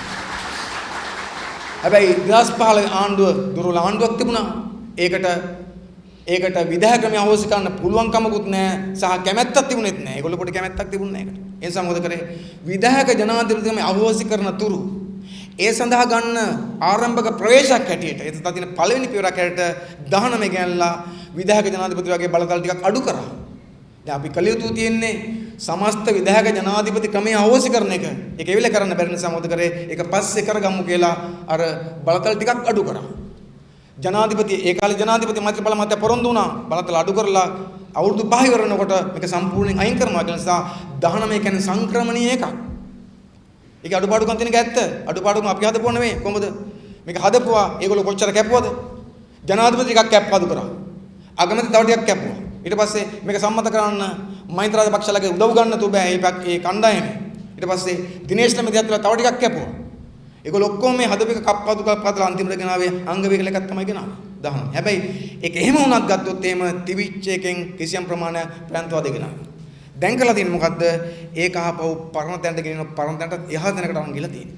ඒ නිසා මේ 19 අප්සෙට් නිසා 20 ගෙනව නෙවෙයි මේ තියෙන්නේ. 19 අඩුපාඩුකම් තියෙනවා නම් ගේන්න ඕන 20ක් මොකද්ද? 19 අඩුපාඩුකම් සපූර්ණ 20ක් ගේන්න ඕන. අපි කියන්නේ 20 මොකද්ද? 20 යනු විධායක ක්‍රමයේ අහෝසි කිරීමේ යෝජනාව. වෙන මොකක්වත් නැහැ. ඒ නිසා තමයි ජනතා විමුක්ති පෙරමුණේ අපි 20 සංශෝධනයක් ගෙනාවා. ඒකෙන් ගෙනාවේ මොකද්ද? විධායක ජනාධිපතිකමේ අහෝසි කිරීමේ සංශෝධනය අපි ගෙනාවා. ඒක තමයි ඇත්ත 20 ගේන්න ඕන 20. හැබැයි ඒ 20 ගේන්න නැතුව 19න් පස්සේ තියෙන 20 ඒක. ඒ 20 ගේන්න නැතුව දැන් මොකද වෙලා තින්නේ? 20 කියන නම දාලා 18ට මේ යන්නේ ආපහු. කලින් එකට මෙහාපහු යන්නේ. ඒ නිසා කවුරක් අපට ගන්න එපා. 19 අඩුපාඩුකම් තිබ්බා. ඒක හදන්න 20 ගෙනව නෙවෙයි. මේකෙන් 19 අඩුපාඩුකම් හදන්න නැහැ. මේ ආපහු යන තමයි මේ 20 ගෙනත් තියෙන්නේ. එතකොට ඒකට තමයි කට්ටිය අත උස්සන්න බලාගෙන ඉන්නේ. අපි නලින් සෝදරත් කිව්වා අපේ පාර්ලිමේන්තුව අමුතු එකක්. ඒකේ අයගේ හෘද සාක්ෂි නැහැ. අර දීවන්නාමේ ගේට්ටුවෙන් එනකොට ඒව ගලවලා තියෙනවා. මට මතකයි අර ඔය චිංගිස් ආයිත් මාතාව ලියපු මේ නවකතාවක් තියෙනවා. රුසියාවේ සෝවියට් දේශේ. ඒකේ එයා කියනවා මේ එක්තරා කාලයක හිටපු පැතිවල ඔය කසකස්ථානේ පැත්තේ මිනිස්සු වර්ගයක් හැදුවලු ඉස්සරහට කට්ටිය මෑන් කට්වරු කියලා. ඒ කියන්නේ මිනිස්සෙක් අල්ලන් ඇවිල්ලා එයාගේ ඔළුවට අර ලොකු හමක් බැඳලා දවස් ගාණක් අවුවේ තියලා එයාගේ මොළය ක්‍රියාකාරීත්වය නැති කරනවා. නැති කරාට පස්සේ මිනිහෙක් හැදෙනවා හිතන්නේ නැහැ. කල්පනා කරන්නේ නැහැ. හාම්පුත අණ දුන්නම කරනවා. මෑන් කට්වරු තමයි කියලා තියෙන්නේ. දැන් අපේ පාර්ලිමේන්තුවේ ඉන්නේ ඒ යටි සෙට් එකක්. මෑන් කට්වරු. හිතන්න නැහැ, හිතන්න බෑ. කල්පනා කරන්නේ නැහැ, තර්ක කරන්නේ නැහැ, මොකක් කොම් බෑ. අණ දුන්නම අනට අනුව වැඩ කරනවා. නේද? අත ඔසවාන් කිව්වම ඔක්කොම උස්සනවා දන්නේ නැහැ මොකටද උස්සන්නේ කියලා. එහෙම කට්ටියක් මේක තුලින්. මොකද මේ කණ්ඩායම බඳ හොයලා බැලුවා 78ත් අසුසුභාදයක් ඉන්නවද කියලා නැහැ. හොයාගන්න බැරුණා. 78 අසුසල දිනන මේ කවුද? රනිල් දැන් මේකට උස්සයි දන්න එස්සොත් ඔන්න වාර්තාව. නැත්තම් මේ පහුගිය කාලේ ආපු හැම සංශෝධනයකටම ඒවයි කියන ප්‍රතිවිරුද්ධ වුණාට අසුසල තියෙන මේ කට්ටිය. අපි 17 වෙනි සංශෝධනය ගෙනකොට චන්ද්‍රිකා කාලේ චන්ද්‍රිකා ගාණ්ඩුව ඉන්න කාලේ පාර්ලිමේන්තුවේ ඔක්කොම දැනුත් පිරිසක් එනවනේ ඒගොල්ලෝ එකට අතීස්සු. ඊට පස්සේ ඒ පිරිසම ආපහු ඒකේ ප්‍රතිවිරෝධය ඒකට අනිත් පැත්ත 18 ගෙනම මහින්ද රාජපක්ෂ මහත්තයා ඒකටත් අතීස්සුවා. 14 අත උස්සපු කට්ටියට කවදාකවත් 18 උස්සන්න බෑ 18ට අතීස්සුවා. ඊට පස්සේ නරකම මොකද්ද විහිළුම දේ තමයි ඒ 18 අත උස්සපු කට්ටිය 19 ගෙනාවට පස්සේ ඒක අවශ්‍ය ගන්න. ඒකටත් අතීස්සුවා. ඒකත් හොඳ කිව්වා. 18ත් හොඳ කිව්වා ඒ කාලේ අත උස්සනකොට පස්සේ 19 ගෙනම 19ත් හොඳ කියලා එකට අතීස්සුවා. දැන් 20 ගෙනාම ඒකෙත් හොඳ කියමින් ඉන්නවා ඒකට අත උස්සනවා. Tamanට විරුද්ධව Taman අත උස්සනවා. ඒක නෙමෙයි තියන්නේ. 17ට අත උස්සපු මිනිහා 18ට අත උස්සනවා කියලා කියන්නේ Tamanට විරුද්ධව Taman අත උස්සනවා. 18ට අත උස්සලා 19ට උස්සනවා කියලා කියන්නේ Tamanට විරුද්ධව Taman අත උස්සනවා. ඕක තමයි தත්ත්වය. ඉතින් එහෙම පාර්ලිමේන්තුවකින් තව මොනව බලාපොරොත්තු වෙනද අපි නේද? පාර්ලිමේන්තුවේ මහජන മന്ത്രിවරු නැත. දැන් 3 දෙනෙක් ඇත. අපේ කට්ටිය නේද? අපේ ජනතාව කැමති මේ මහජන යුතියට නෙවෙයිනේ. එනිසා මේ මහජන යුතුය කියන්නේ හිතන මතන තරක කරන හැපෙන අරගල කරන ජනතාව වෙනුවෙන් සටන් කරන කට්ටිය පැත්තක තියලා අත උස්සන කට්ටිය තමයි වැඩිපුර ගේන්නේ. සිග්නල් කණු වගේ. මෙහෙන් ඇද්දම මෙහෙන් උස්සන. අම්බලන්කට රූකඩ වගේ. මූල ඇද්දම උස්සන. ඒගොල්ලෝ වැඩි කරනවා. ඒගොල්ලෝ වැඩි කරන්න ගෝඨාභය මාත්‍ර ලේසි. එසේ එහෙම කට්ටියක් දාන නිසා ඉතින් මේක ලොකු අමාරුවක් වෙන්නේ නැහැ. මේක අත උස්සලා සම්මත කරගනිවි. රූකඩ ටික තියෙනවා උස්සන්නේ. ඉතින් අපි දන්න ෂුවරකටම ආයි තව අවුරුදු 5කින් වෙන ආණ්ඩුවක් ඇවිල්ලා 21ක් ගෙනාවොත් එහෙම මේගොල්ලෝ හිටියොත් අනිවාර්යයෙන්ම ඒත් උස්සව ගන්න පුළුවන් අවුලක් නැහැ. ඒ නිසා මේ කට්ටිය පාර්ලිමේන්තුවේ හිටියොත් එහෙම කවුරු හරි නායකයෙක් ඉන්නවනම් එයාට ඕන එකට අත උස්සන්න පුළුවන් කට්ටියක් පාර්ලිමේන්තුවේ හදලා තියෙනවා. ඉතින් ඔක්කොම තියෙද්දි අපි බලමු අපි අවසාන පුංචි වෙලාව අරගෙන දැන් මේ 20 ගැට ගැලති මොකක් එක්කද? අපි කලිනුත් කිව්වා මේ 20 වෙනි සංශෝධනයේ ගැට ගැහලා තියෙන නිකන් ගෝඨාභය රාජපක්ෂ මහත්තයාගේ සරල ආසාවන් එක විතරක් නෙවෙයි. මේක අපේ රටේ අධිරාජ්‍යවාදී ව්‍යාපෘතියක් එක්ක ගැට ගැහලා තියෙනවා. බැලුවට මම කලින් කිව්වා වගේම 20 ගෝඨාභය ගෙවුනාට ගෝඨාභයගේ තමයි මේක ගෝඨාභය තමයි බලය ගේන්නේ. හැබැයි ගෝඨාභයට බලය ගන්න මොකද සඳහාද? ඊට පිටිපස්සේ උට කරන්න සිද්ධ වෙන අධිරාජ්‍යවාදීන්ගේ ව්‍යාපෘතිය කරගෙන යාමට ඕන කරන බලය තමයි මේ එකතු කරගෙන ඕනේ. අපි දන්නවා අපි මේ දැන් තියෙන මේ සමාජ ක්‍රමය මේ තියෙන ආර්ථික ක්‍රමය හඳුන්වන්නේ නව ලිබරල් වාදී ක්‍රමය කියලා. මේක 1975 කාලේ පටන් අරගෙන 80 කාලේ තහවුරු වුණා. මේකට අපි විවෘත ආර්ථිකය කිව්වා, ගෝලීකරණය කියලා කිව්වා. ඔය මොන නමින් කිව්වත් මේක හඳුන්වන දේශපාලන නම තමයි නව ලිබරල් වාදී ක්‍රමය. එතකොට මේ නව ලිබරල් වාදී එක ඇතුලේ සියල්ල විකිණීමට තබා තියෙන්නේ. ඔක්කොම විකුණන්න ඕන. සියල්ල විකිණීම සඳහායි. දැන් පාර්ලිමේන්තු කට්ටිය විකිණලා ඉන්නේ. සියල්ල එනිසා ඒකට ඕන කරන වටපිට හදාගන්න. මොකද සියල්ල විකුණනකොට තමයි අධිරාජ්‍යවාදීන්ට අපේ සම්පත් එකම ලිදී ගන්න පුළුවන්කම තියෙන්නේ. එතකොට ඒක අපේ රටේ පටන් ගත්තේ JR. ඒක ඇත්ත. හැබැයි JRට මේක ඉවර කරගන්න බැරි වුණා.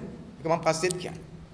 දැන් තියෙන්නේ මොකද්ද? ඒ නිසා දැන් ගෝඨාභය රාජපක්ෂ මහත්තයා ඇවිත් ඉන්නෝ අවසන් කොන්ත්‍රාත්තුව මොකද්ද මේකේ දෙවෙනි ඉනිම ගහන්න. ඉතුරු ටික කරගන්න. ඒ කියන්නේ මොකද්ද? අධිරාජ්‍යවාදීන්ට ඕන කරන දෙයක් වෙනට තමයි මේ බිමේ එක කරගන්න ඕනකම තියෙනවා. මම කලිනුත් කිව්වා මොකද්ද? ඒගොල්ලන්ට ඕන මේ අපේ රටේ මොකද්ද? ඉඩම් වෙළඳ භාණ්ඩයක් කරන්න ඕන. විකුණන්න මිලදී ගන්න. බහුජාති සමාගම් වලට වෙලා අපේ ඉඩම් මිලදී ගන්න පුළුවන්කම තියෙනවා. දැන් තියෙන බාධා මොකද්ද? දැනුත් ගන්නවා රජයේ ඉඩම්. පුද්ගලයන් ගන්න අමාරුයි. ඇයි ඒ ගන්න අමාරුකම තියෙන්නේ? අපේ ඔප්පු නිරවුල් නැහැ. අපේ රටේ පුද්ගලයන්ට ඔප්පු වර්ග ගොඩක් තියෙනවා. ජය භූමිකය, ස්වර්ණ භූමිකය, අර භූමි, මේ භූමිකයයි නැත්තම් ආයේ අපේ ඔප්පු වල හොයන්න බෑ අයිතිකාරයෝ කියලා නේද? අපි ඔය ඉන්නෝ ඔප්පු නිරවුල් නැහැ. නිසා ඉඩම් විකුණන්න අමාරුයි.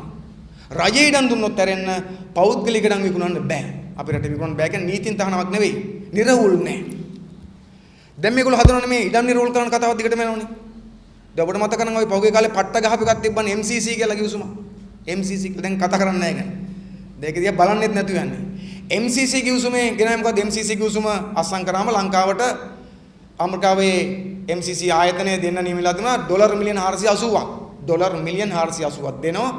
ඒකෙන් 30ක් වෙන් කරන්න ඕන අපේ රටේ ඉඩම් නිරවුල් කරලා ඔප්පු ලබා දෙන්න. දැන් ඇමරිකන් කාරණට මාර රුදාවක් තියෙන අපේ රටේ ඉඩම් ටික නිරවුල් කරලා අපිට ඔප්පු දෙන්න. නෑ මේ තියෙන මොකද? එහෙම දුන්නොත් තමයි අපිට අපේ මිනිසුන්ට ඉඩම් විකුණන්න පහසු වෙන්නේ. ඔය කම්පැනි කාර්යයක් කියලා කිව්වොත් එම ආවල් මේ පැත්ත ඉඩම් ටික අපි ඔක්කොම ගන්නවා මේ පර්ච් එකක් මෙච්චරයි කිව්වොත් එම දෙන්නේ නැද්ද? ඔය අමාරුවෙන් කට්ටිය කල්පනා කරනවා මේ ගානට මුන්ට දීලා ඒ සල්ලි වලින් අපි ඈතින් ගම්මු ඊට අඩු ගානට ඉඩමක් කරන් ගියකුත් තරන් එමු කියලා හිතනවනේ. එහෙමනේ අපේ රටේ සාමාන්‍ය. ඒ නිසා ඉඩම් වෙළඳ භාණ්ඩයක් ඉඩම් බහුජාතික කම්පැනි විකුණන්න ඕනකම තියෙනවා. ඒ විකුණන්න ඕන නීති රීති ගේන්න ඕනකම තියෙනවා. ඒකට බාධාවම මේක මැඩපවත්තන්න දුන්න. ජල සම්පත අපේ රටේ අපි දන්නවා ලෝකේ ලොකු ප්‍රශ්නයක් දැන් තියෙනවා. ඔය කොච්චර කයිවොත් අපි ගත්තොත් අපි හිතන්නේ ලෝකේ බරපතලම ප්‍රශ්නේ තෙල් වලට කියලා නැහැ. ලෝකෙට දවසේ වටිනාම සම්පත වෙන්නේ පානීය ජලය. අපිට තෙල් නැතුව ඉන්න පුළුවන්, බර කරත්තෙන් හරි යන්න පුළුවන්. හැබැයි වතුර නැතුව ඉන්න බෑ. ගොන් කරත්තෙන් ගමන් ගියත් වතුර නැතුව ජීවත් වෙන්න බෑ. නිසා පානීය ජල ප්‍රශ්නයක් ලෝකෙට තියෙනවා. මේ ධනවාදය ඇතුලේ පරිසරය විනාශ කළා පානීය ජල සම්පත විනාශ කරලා තියෙනවා. එනිසා ඒගොල්ලෝ පානීය ජලය මිරිදී ජලය හොයාගෙන එනවා. ඒතකොට අපේ රට එහෙම තැනක් නිසා අපේ ජල සම්පතට අපේ බැව් ටිකට අපේ ජලාශ ටිකට ඒගොල්ලෝ වැඩේ දෙන්න ඕනේ ගන්න ඕන. මේ ගන්න ගියාට පස්සේ ඒකට බාධා මතුවෙන්න පුළුවන්කම තියෙන නිසා ඒ බාධා මැඩගෙන අපේ ඉඩම් ටික ජල සම්පත ස්වභාවික සම්පත් ටික බහුජන සමන් අතර ගන්න ඕන. ඒ ගන්නකොට ඇති වෙන විරෝධයන් තියෙනවා. අන්නේ විරෝධයන් මැඩපවත්තල එක දෙන්න ඕන. ඒකට තනි බලයක් ඕන. ඒ නිසා මේ තියෙන මොකද්ද? ගෝඨාභය රාජපක්ෂට ඕන වෙලාවකට අත උස්සන පාර්ලිමේන්තුවකුයි ඇමති මණ්ඩලයකුයි ඕනම දෙයක් කරන්න පුළුවන් බලයකුයි හදාගන්න උත්සාහ කරමින් ඉන්න මොකක් සඳහාද? අධිරාජ්‍යවාදීන්ට නව ලිබරල් වාදය ඇතුලේ අපේ රටේ කරන්න ඕනකම තියෙන මෙන්න මේ අපේ රටේ ස්වභාවික සම්පත් ටික ඔවුන්ට මිලදී ගැනීමටත් ඔවුන්ගේ ක්‍රමය අපේ රට තුල මුළුමනින් තහවුරු කිරීමට අවශ්‍ය කරන තත්ත්වය හදාගන්න.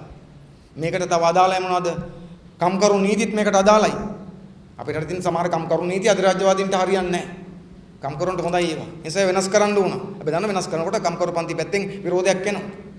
අපේ රටේ අධ්‍යාපනය අන්තිමටම විකුණන්න ඕන. විරෝධයක් එනවා. ඒ නිසා නව ලිබරල් වාදයට අනුව සියල්ල විකුණනකොට නීති වෙනස් කරනකොට නිර්මාණය මේකේ විරෝධය අනේ සමාජ විරෝධී මැඩපවත්තන තමයි තනි යකඩ හස්තයක් යකඩ සපත්තුවක් වුණ වෙන්නේ. ඒක හදන්න මේ හදන්නේ කවුරු වෙනුවෙන්ද? අධිරාජ්‍යවාදීන්ගේ ආර්ථික උන්නකම් වෙනුවෙන් ගෝඨාභය රාජපක්ෂලා. රට වෙනුවෙන් නෙවෙයි, ජනතාව වෙනුවෙන් නෙවෙයි. මොකද ඒ නිසා මේ හදන්න යන්නේ මොකද්ද? මේ හදන්න යන්නේ ආඥාදායකයෙක් ගේන්න යනවා නිකන් නෙවෙයි, ව්‍යවස්ථානුකූල ආඥාදායකයෙක්. දැන් ඉස්සර ආඥාදායක හිටියා. ව්‍යවස්ථා නැතුව. දැන් මේක ව්‍යවස්ථාවෙන් හදන ආඥාදායකයෙක්. ව්‍යවස්ථානුකූල ආඥාදායකයා. ව්‍යවස්ථාවෙන් බල දීපු ජනතාව බල දීපු ආඥාදායකයෙක් හදාගෙන ඒ ආඥාදායකයා තමන්ට බලය දීපු ජනතාව පලාපෙලා තමන්ගේ හාම්පුතුන්ට සේවය කිරීමේ තැනකට අත ගහලා තියෙනවා. මොකද මම කියන්නේ 78 පටන් ගත්ත වැඩේ මේ තියෙන්නේ. අපි කවුරුත් කිව්වා හරින සෞදේත් මතක් කරා. මේ වර්ගයේ මේ වැඩේ පටන් ගත්තේ 1978 ජයවර්ධන මහත්තයා. ඔය 1977 බලයට එනකොටම බලයට ආයකම සඳහාද නව ලිබරල් වාදයේ ලංකාව තුල ස්ථාපිත කිරීමේ හේනිත් එක්කින්. එයා අපිට ඒකට කිව්වා වෙන උදාහරණයක්. ඒ තමයි මොකද ලංකාව සිංගප්පූරුවක් කරනවා කියලා කිව්වා. ඒ අපි දන්න භාෂාවෙන් කිව්වේ මොකද්ද? ලංකාව සිංගප්පූරුවක් කරනවා කියලා කිව්වෙම නවලිබරල් වාදී ලංකාව තුල තහවුරු කරනවා කියලා. එයා දන්නෝ ඒක කරන්නකොට ලංකාවේ රජය සතු තිබිච්ච ජනතාව තිබි සම්පත් විකුණන සිද්ධ වෙනවා. ඊළඟට අපිට ඉඩම් ටික ඇලදොල් ටික විකුණන සිද්ධ වෙනවා. කම්කරු නීති වෙනස්කම් සිද්ධ වෙනවා. ඒ වෙනකොට ජනතා විරෝධයක් එනවා. ඒ විරෝධය පොඩිපට්ටම් කරන්න ඕන කරන ශක්තිමත් බලයක් තියෙන්න ඕන. නඩු වැටෙන්නේ නැති බලයක් තියෙන්න ඕන. උසාවියක් නැති බලයක් තියෙන්න ඕන. වග කියන්නේ නැති බලයක් තියෙනවා. ඒ බලේ එයා හදාගත්තා. හදාගත්ත විතරක් නේ අපි දන්නවා ඒක එයා පාවිච්චි කරා. නැද්ද? පාවිච්චි කරා. මන්ත්‍රීතුන්ගේ ඉල්ලාසීම ලියුම් ටික අරගෙන සාක්කුවේ දාගත්තා. ඒක තියාගෙන හිටියා. ඊට පස්සේ අපිට මතකයි 1981 දී දවල පත්‍රිකාව ගෙනාව අධ්‍යාපන විකුණන්න. ඒ වෙලාවේ ශිෂ්‍ය ව්‍යාපාරයේ දෙවන්ත සටනක් කරලා ඒක පරාජයටපත් කරා. ශිෂ්‍ය ව්‍යාපාරයේ විශාල වන්දිගමන සිදු වුණා ඒකට. ඊට පස්සේ කම්කරු පන්ති ව්‍යාපාරයේ කුඩු පට්ටම් ගන්න, වෘත්ති සමිති ව්‍යාපාරයේ කුඩු පට්ටම් ගන්න නීති ගෙනාවා. එයා යෝජනා කරා මොකද්ද? වෘත්තීය සමිති වෙනුවට සේවක සභා හදන්න කියලා. වරායෙන් පටන් ගත්ත හදන්න. සේවක සභා. එතකොට කවුද ඒකේ ඉන්නේ? ඒක කම්කරු නායකයොත් ඉන්නවා, හාම්පුතුත් ඉන්නවා, දෙගොල්ලෝ දාලා හදන සභාවක්, සේවක සභාව. වෘත්ති සමිති නැහැ. නමුත් ඒකට විරුද්ධ වුණා කම්කරු පන්තිය. එසා කම්කරු පන්තිය අතරින් සටනක් තිබ්බ අවසාන ගත්තොත් එහෙම වැඩ වචනක් සිද්ධ වෙලා විශාල 80 විශාල කම්කරු සංඛ්‍යාවක් එළියට දාලා තමයි ජාර්ද මාත්‍යයකට උඳුන්නේ. ලක්ෂයකට වැඩි කම්කරු 1980 ජූලි වර්ෂයේදී එළියට දැම්මා. සමහර දිනසා ගත්තා. එහෙමයි මර්ධනය ගෙනාවේ. ඊළඟට ඉන්න අතර උනේ නැහැ. ඉන්න අතර උන්නේ දිගටම මේ කටයුතු වෙනින් ඔහු මර්ධනකාරී කටයුතු කරමින් ගියා. එක පැත්තෙන් රාජ්‍ය මර්ධනය පාවිච්චි කරනදී අනිත් පැත්තෙන් ගත්තොත් එහෙම හැදුවා Tamanට නිල නොවන නරහමුදාවක් හදාගත්තා. ඒකට ඒ කාලේ හඳුන්නේ තක් සංස්ථාව කියලා. දිවෙන පත්‍රයේ කිව්වේ එහෙමයි. ජාර්ගේ තක් සංස්ථාව. ඒකත් පාවිච්චි කරගත්තා. එහෙම තමයි ජනතාව බියවද්දමින්, වෘත්සමිති බියවද්දමින්, ශිෂ්‍ය ව්‍යාපාරේ බියවද්දමින්, දේශපාලන පක්ෂ බියවද්දමින් කටයුතු කරමින් ආවේ. Tamanගේ පක්ෂෙ බියවැද්දුවා. 1983 82 ජනාධිපතිතුලින් ආපහු දිනුවට පස්සේ 83ට තියන මහමැතිවරණ තිබ්බේ නැහැ. 83 මහමැතිවරණ තියන්න නැතුව ජනමත විචාරණ ප්‍රෝඩාවක් කරලා නැවතත් 6න් 5 පාර්ලිමේන්තුව තියාගත්තා. එහෙමයි ජේ.ආර් වැඩ කරේ. අර වෙන්නේ. ඊට පස්සේ 1983 දී පක්ෂ තහනම් කරා අපේ පක්ෂේ, නව සමාජ පක්ෂේ, කොමියුනිස්ට් පක්ෂේ තහනම් කරා කිසිදු සාධාරණ හේතුවක් නැතුව. මොකක් සඳහාද? තමන් ගෙනියන මේ නව ලිබරල් වාදී ප්‍රතිපත්තියට එරෙහිව සටන් කරන ජනතාවගේ තුන බලවේග ලෙස දැක්කා. පස්සේ පස්සේ නව සමාජයේ කොමියුනිස්ට් පක්ෂයේ තහනම්වත් කරා. ඊළඟ කරගෙන හැබැයි ජනතාව විමුක්තිය තහනම්වත් කරේ නැහැ. ඒ විතරක් නෙවෙයි අපිට මතකයි 1987 ඉන්දුලංකා ගිවිසුම අත්සන් කරන ජේ.ආර් ජයවර්ධන. කාගෙන් අහලා අත්සන් කරේ? අඩු ගානේ ඇමති මණ්ඩලය දන්නේ නැහැ. අගමැති දන්නේ නැහැ. ඇමති මණ්ඩලයට කියන්නෙත් නැතුව කාටවත් කියනතුව තනි කැමැත්තට ඉන්දුලංකා ගිවිසුම අත්සන් කරා. අත්සන් කරලා ඉන්දියානු මුදල් ලංකාවට ගෙනාවා. එහෙමයි මේ තනි බලය ගත්තු කට්ටිය ඇසිරලා තියෙන්නේ. ඒතකොට ඒකෙන් මොකද රටේ දැවන්ත සිවිල් යුද්ධයක් නිර්මාණය වුණා. ඉන්දුලංකා ගිවිසුමට එරෙහිව. ඒකේ අපිත් කොටස්කාර වෙලා හිටියා. දැන් ඔය අලුතෙන් මොකද දන්නේ නැති කට්ටිය ගෑගන්නේ 88 ශ්‍රමය කියලා. නිකන් ඇති වෙච්ච නෙවෙයි. මේ ජේ.ආර්ගේ ව්‍යවස්ථාව විසින් හදපු තත්ත්වයන් ඒවා. මොකක්වත් දන්නේ නැත්නම් දැන් කෑ ගහන ගිරව්වගේ 88 කිය. ලංකාව ඉන්දියාවත් එක්ක ගිවිසුමක් අත්සන් කරලා ලංකාව ඉන්දියාවට පාවා දීලා ඉන්දියානු මුදල් ලංකාවට ගෙනල්ලා අපිට ස්වෛරීත්වය ස්වාධීනත්වය නැති කරලා මේක ඉන්දියාව කොලොනියක් බඩපත් කරන්න යනකොට ඒකට හැරෙව එදා සටන් කරා අපිත් හිටියා. එදා ශ්‍රී ලංකාවේ පක්ෂ කට්ටියත් ඒ සටනේ හිටියා. මට මතකයි ශ්‍රී බණ්ඩාරක මහත්මයා ඇවිල්ලා බෝගහලා වාඩිලා උපවාස කරා ගිවිසුම අත්සන් කරන දවසේ. ඒ ශ්‍රී ලංකාවේ පක්ෂ කට්ටියන් දැන් ඔය බුරුට කෑ ගහනවා. ඒ නිසා ජේ.ආර් වැඩ කරේ එහෙම. හැබැයි ඒ ඔක්කොම කරලත් වමේ ව්‍යාපාරයේ තිබිච්ච අපේ වෘත්සමිති ව්‍යාපාරයේ තිබිච්ච ශිෂ්‍ය ව්‍යාපාරයේ තිබිච්ච ශක්තිය නිසා ඒක කඩන් බැරි නිසා අපේ රටේ වාමාංශික චින්තනයේ බරපතල ලෙස තිබිච්ච නිසා ජේ.ආර්ට වැඩ ඉවර කරගන්න බැරි වුණා. අපේ රටේ ජනතාවගේ ඒ කාලේ චින්තනය තුල කිසියම් ප්‍රගතිශීලීත්වයක් වාමාංශිකව වැඩිපුර තිබ්බා. නිසා කරගන්න බැරි වුණා. ඊට පස්සේ ආයෙ අපි දන්න උත්සාහ කරා ඒ වැඩේම කරන්න ජේ.ආර්ගේ බෑන රයිල් මහත්තයා 2002 කාලේ රේගන් ශ්‍රී ලංකා ගෙනාවා. අපිට මතකයි. රේගන් ඉන් ශ්‍රී ලංකා යලි පුබ්දුම් ශ්‍රී ලංකා ගෙනල්ලා අපේ රටේ වැව් ටික විකුණන්න, අපේ ඉඩම් විකුණන්න ව්‍යාපෘති හැදුවා. ඒවා පරද්දන්න අපිට සනකන් සිද්ධ වුණා. අපි ඒවා පැරද්දුවා. දැන් අවසාන ගත්තොත් එහෙම ඒවට විරුද්ධයි කියලා හිටපු ශ්‍රී ලංකා පක්ෂයේ වර්තමාන කණ්ඩායම මහින්ද මහත්තයා ගෝඨාභය කණ්ඩායම දැන් ඇවිල්ලා ලෑස්ති වෙන මොකක් කරනවද? දැන් ලෑස්ති වෙනවා. ඒ වැඩේ කරන්න ගෝඨාභය එකතු වෙනවා. ඒ නිසා අධිරාජ්‍යවාදීන්ට ජේ.ආර් එක කරගන්න බැරි වෙච්ච වැඩේ, අධිරාජ්‍යවාදීන්ට රයින්ලවා කරගන්න බැරි වෙච්ච වැඩේ දැන් අධිරාජ්‍යවාදීන් ලෑස්තිලා දිනවා.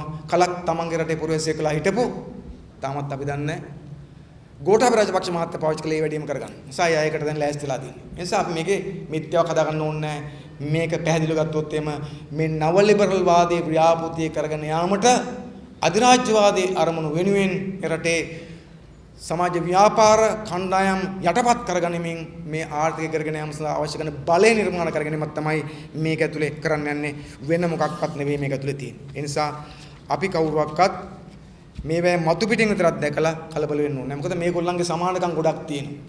අසමානකම් ටිකක් තියෙනවා. අපිට මතකයි ඒ කාලේ ජයවර්ධන මහත්තයාට කිව්වේ සුරතල් නාමයක් තිබ්බා යැන්කි ඩිකි කියලා. යැන්කි ඩිකි. මොකද ඊතරම් කිට්ටුයි එක්සත් ජනපදයට.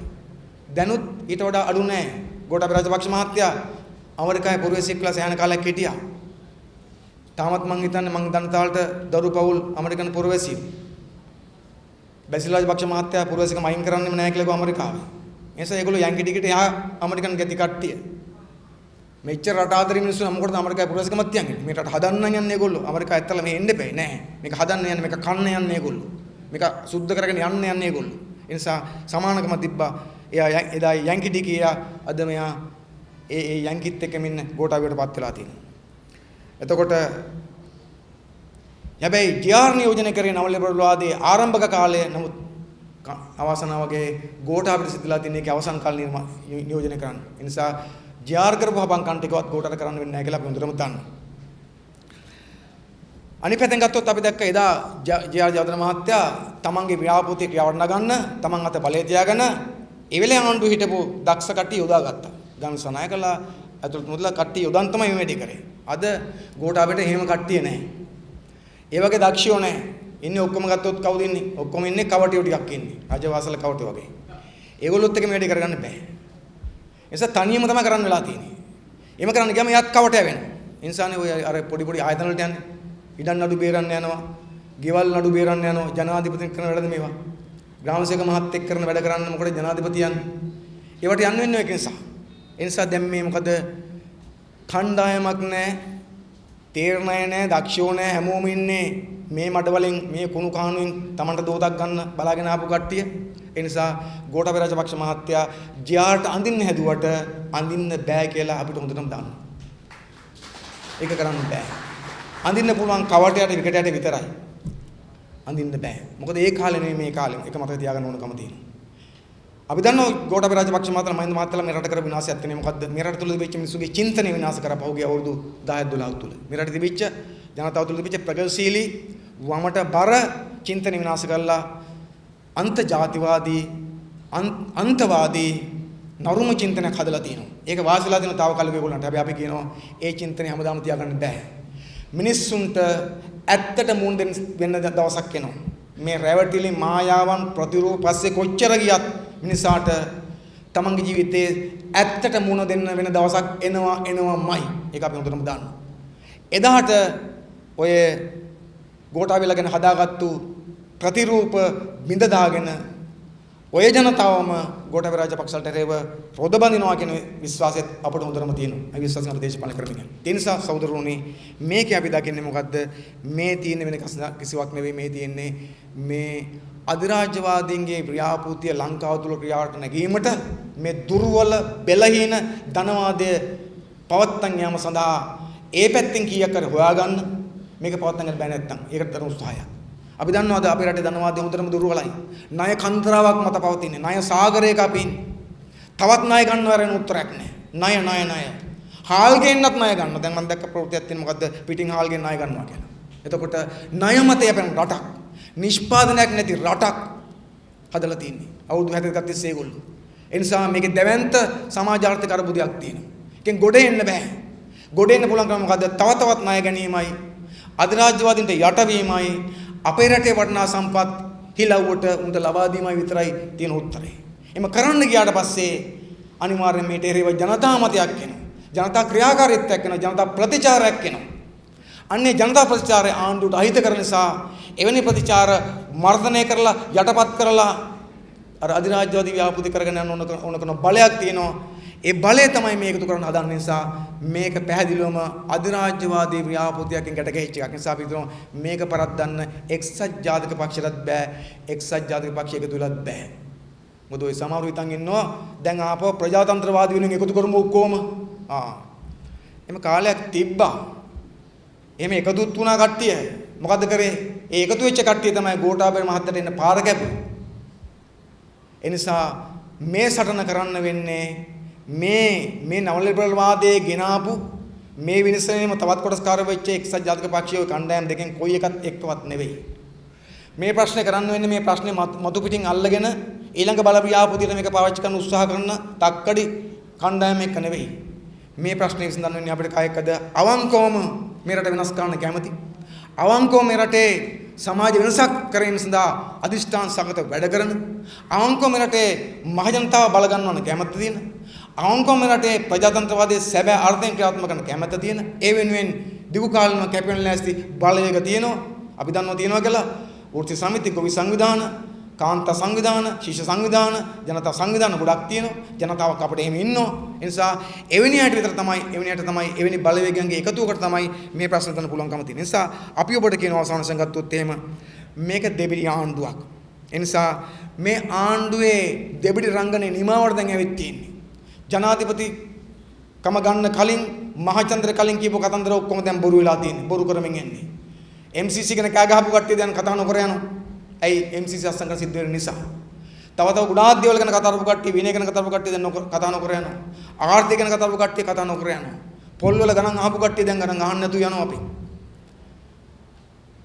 දැන් සැපද කියලා ආපු මහින්ද රාජපක්ෂ මහත්මයා දැන් කියලා තියෙනවා මේ මහාන එක හොඳ නෑ කියලා ජනතාවගෙන්. නිසා මේ ඒගොල්ලන්ගේ දෙබෙඩිකම දැන් නැති වෙන පටන් ගන්න තියෙන නිසා ඇත්ත පේන පටන් ගන්න තියෙනවා, නිර්ගෝත හෙල වෙන පටන් ගන්න තියෙනවා. ඉතින් ඒ නිසා අපි හිතනවා මේ 20 විසිනුත් ඒගොල්ලෝ කරලා තියෙන්නේ ඒගොල්ලෝ ඇත්තටම කවුද කියන එක ජනතාවට එලි කරපු එක. ඉතින් අපි හිතනවා අර 69 ලක්ෂයක් ඡන්ද දීපු අයට ඒකේ ප්‍රජාතන්ත්‍රවාද ගැන කිසියම් විශ්වාස තිබිච්ච අයට මෙතරම් ඉක්මනින් Taman කවුද කියලා ඔප්පු කරපු එක පිළිබඳව අපි ගෝඨාභය රාජපක්ෂ මහත්තයාට ස්තුතිවන්තත් වෙන්න ඕනකම තියෙනවා. අපි හිතන ඒගොල්ලෝ වෙනස් වෙයි කියලා. අපි කියන එක වෙනස් වෙන්න කියලා. 69 ලක්ෂයයි තියෙන නෑ ඒගොල්ලන්ට. ඒක මේ රටේ ජනතාව ඒ මොහොතේ තේරුම් ගන්න බැරුව ඡන්ද දුන්නොත් අපි විශ්වාස කරන ඒ ජනතාව තමයි ඒ ජනතාව පිටරටපත් වෙන්නේ. ඒ ජනතාවගේ රට තමයි අපට අයිමි වෙන නිසා ඒ ජනතාවට අනිවාර්යෙන් සිද්ධ වෙවි.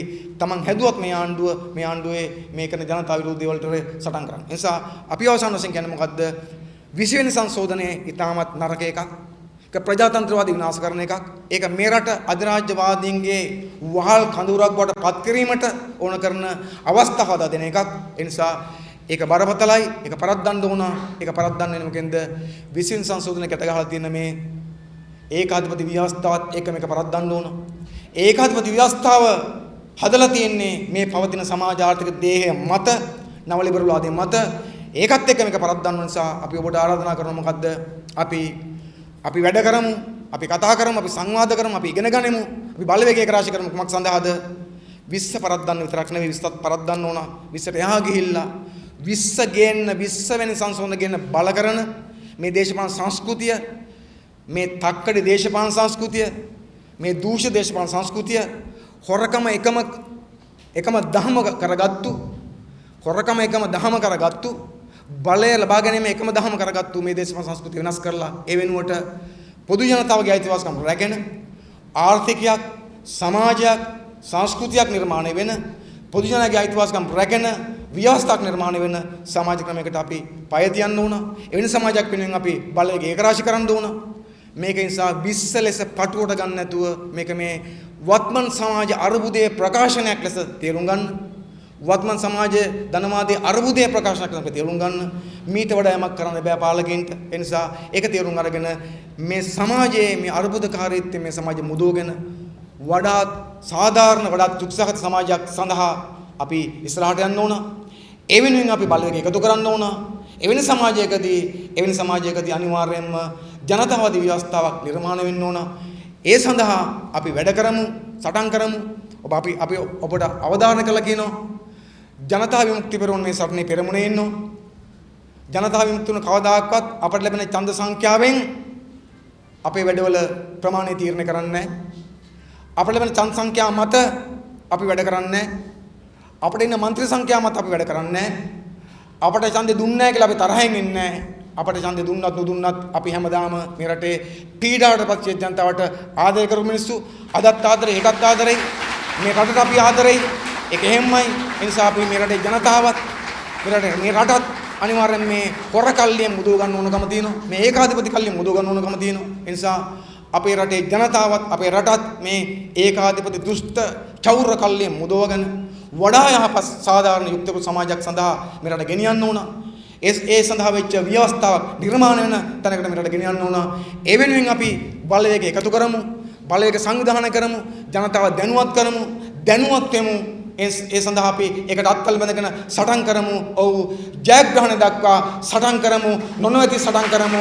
අවසානයේ ජනතාව ජයග්‍රහණ කරන විශ්වාසය අපට තියෙනවා. ඒ විශ්වාසයෙන් අපි වඩා යහපත් සමාජයක් වෙනුවෙන් අපේ සටන ආත්මහර නතර නොවි ධෛර්යයෙන් අරගෙන යමු කියන ඉල්ලීම කරමින් ඒ සඳහා මොනවාද හැමෝටම ශක්තිය ධෛර්ය ප්‍රාර්ථනා කරමින් මම මේ සමුගන්න ඔබ හැමෝටම ජය වේවා.